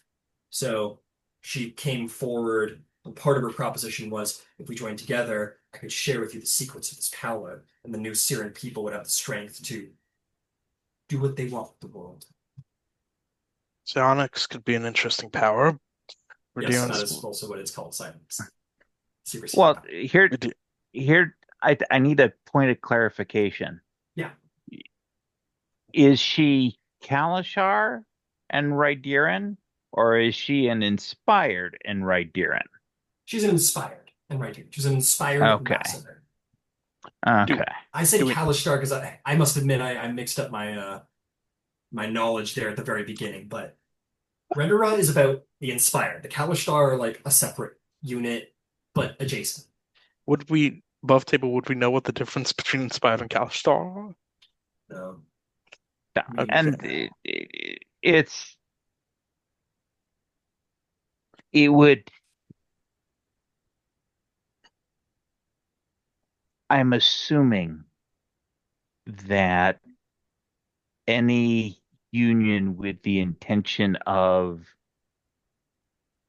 making this other powerful knowledge knowable would mean bringing in teachers, people who are skilled at it. It would. From a security standpoint, if there is no defenses for it because no one is familiar with it and it's a complete unknown, that's a problem. they're pretty insular and they're pretty far away. So how are they getting those folks here? How many is it going to take? And it and it's also And does it give them a foothold in a place that they want to get to but haven't been able to for whatever reason? yeah, that's another point I was worried about is I Yeah, imagine Shadow will the say that too. He's like, oh, like we know that like she's trying to get a foothold for Reddit. Like, come on, we yeah all the know that, what, right? what the Redurans would not have told her to do this without their permission. She would not have done this without their permission. She's our ambassador, of course not. Of course not. So this is clearly a play by them. I think everybody knows that though. Like, Like are we that's all not surprised? It's no that's big not a secret. secret. Psionics, though, I mean, I it's don't. fucking potent, man. I mean, Cross, you were saying like getting the mark of making into the Weinarn line is pretty powerful. I mean, absolutely true. I mean, making all the Sirens psychics, that's pretty fucking cool too.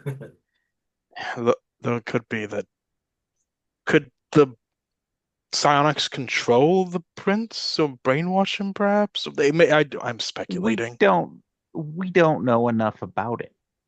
Yeah.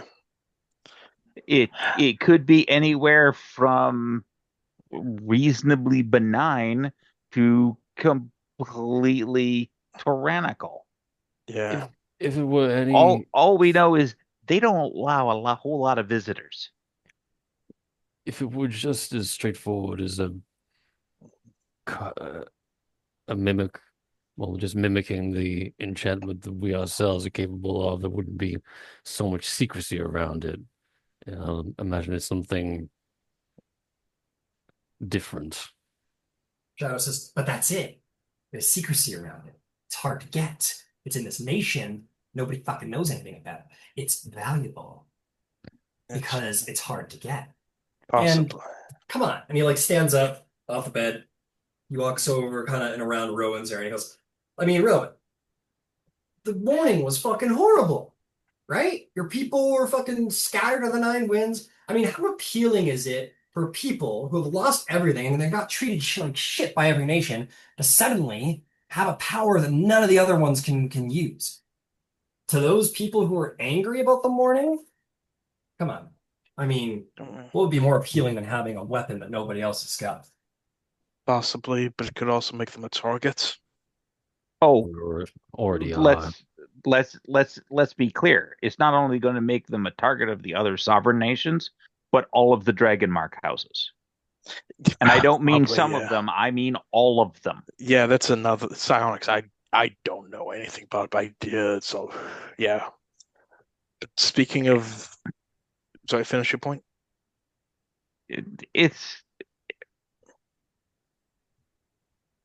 the potential of an unknown power. Yeah, sure, fine, but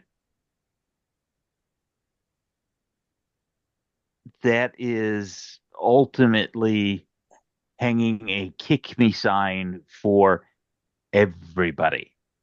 Possibly, yeah, yeah. It's a Now, point that it everybody's too could be scared. that it could be that the power is significant enough that it doesn't matter.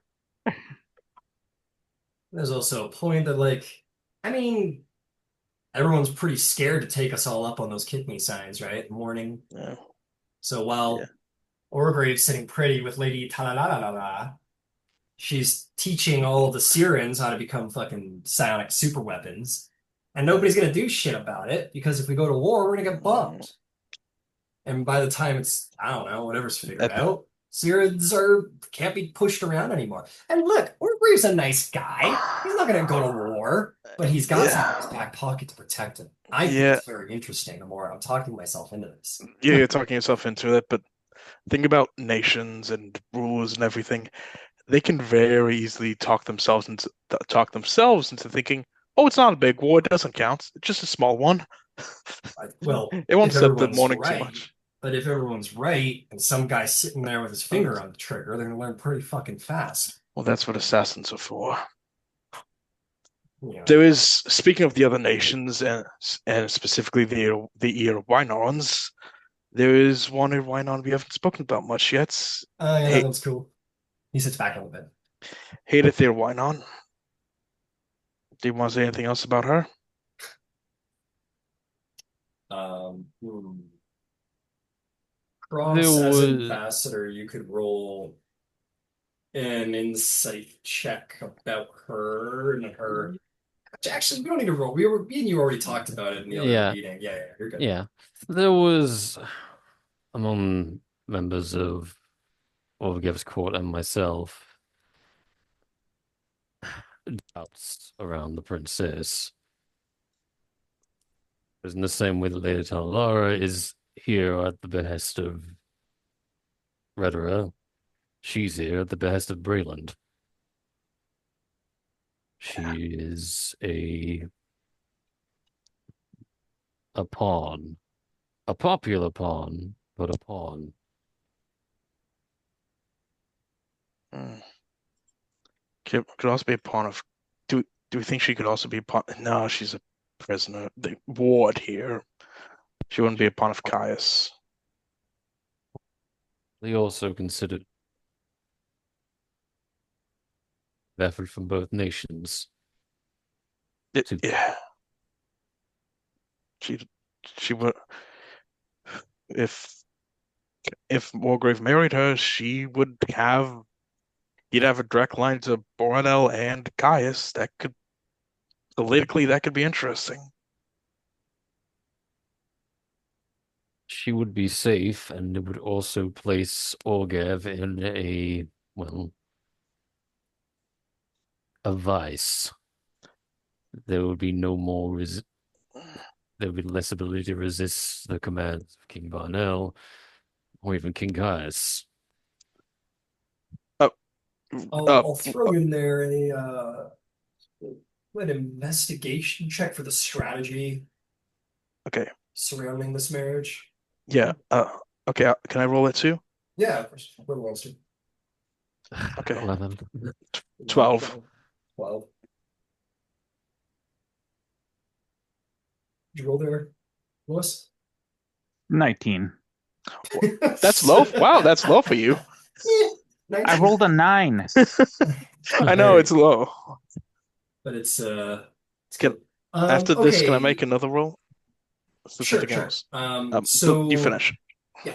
So yeah, the strategy around the marriage. So yeah, if she were to marry Orgrave, I mean, yeah, she's considered a part of the Siren Wynarn line, which is like tricky legally because Syria isn't recognized as a sovereign nation, which means that like technically Orgrave might become a prince consort of Karnath, which also isn't a bad thing because that would make him reintroduce him into the sort of royal line legally and I've give a place for his people to live, which is in Karnath, but then the I've Syrian identity is a little bit Yeah.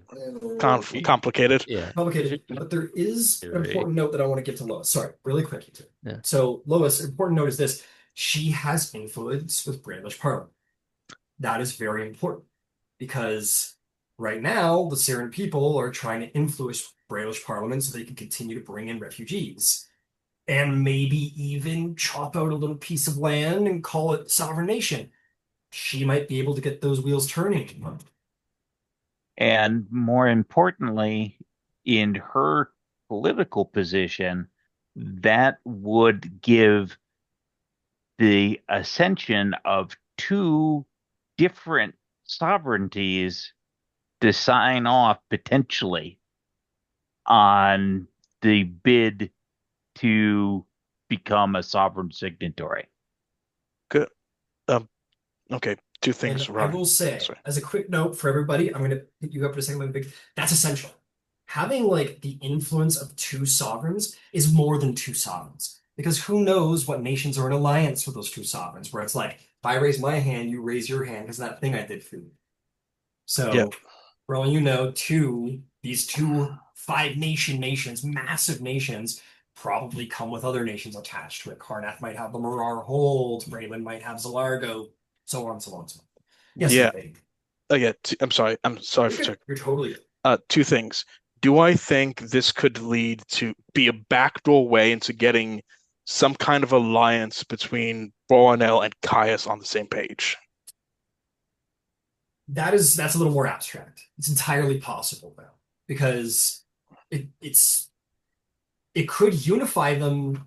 Like it's however everybody wants to play it. It could unify them against Orgrave, or Yeah. they could unite them for Hades.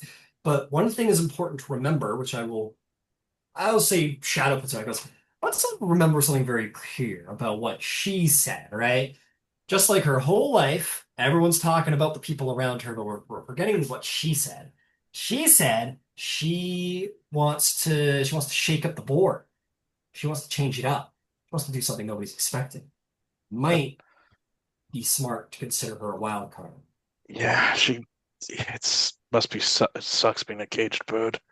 Yeah, we're But talking about her like a caged bird, and she's uh, probably sick of it. Who knows what she's up to? what two more things. One, and because Ludwig is from Karnath, what is the royal line of succession in Kai if Caius dies? It's a traditional monarchy, like the oldest son would take it, or the traditional monarchical sort of like royal passed down kind of thing. Okay, and he has children, right? Um, you don't. Let me go check. I think you said that before. I think he has kids. Yeah, Etrigani is his queen. She's an elf from the the Elf Islands, whatever they're called. Yeah, from across. She has siblings. She has a spouse. If she has children or not, I gotta go find out. She's cool though. I like her. She's fucking crazy. Um,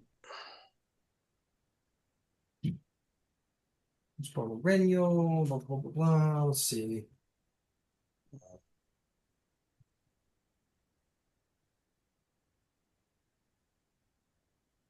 There's nothing here about children. Okay, There could be like a secret child nobody knows about, but as far as you know, he's I married. okay. I'll double check to you like when we're done here. But I was thinking, does he have any other siblings? Yeah, he's got three. So he's He's got got three. two Is brothers and the sister that you just met today. okay. If there is theoretically like some kind of warlord plot to get rid of Caius and maybe the other siblings if they don't like him, maybe they bring in Orgrave after all that because it goes to Hadith and Hadith's married to Orgrave and maybe that they put him on the throne. Could that be that's a complicated so plot, but no. My mind went to that because I Mr. know he's a Ludwig's mind went to that because Mr. he's Shadow's like, this is really starting to sound like a Game of Thrones. okay, that's enough of that. But anyway, oh God, let's hope it's not House of Dragons, but still. Yeah. But What are still, we building a House of Dragons here? oh God. Oh gods, but still, also and finally, yeah. All right, Oh one my more God. question and we got to wrap up the section. Oh my God. Oh my God. I've God, There'll be plenty brain. of time to converse next session. We got plenty of opportunities. Yeah, I'll just say she did look at me. Just no. I could try to figure out what she wants, but I don't know. Mr. Shadow's like, Shut up. Oh, Ludwig, maybe both while she pronouns. is in the process of courting the prince, maybe making sure that you don't do anything that could be perceived the wrong way, since we know that there are gossip mongers who will take the slightest little thing. feels like I would never do anything under. I didn't suggest that you would. I'm just saying. I understand, but I never would. But anyway. Well, this is great. That's what we're on the session. Okay. Mr. Shadow's like, this is awesome. Okay. All right. Nice. But Well, yeah. Thanks for running. Yeah, no Thanks worries. for running long, Ryan. Sorry, guys. Thank you, It's a little It's okay. No, I liked it. No, I like this because there was a lot to talk about. Yeah, I gotta go. Take care, care, Carmen. guys. Good night.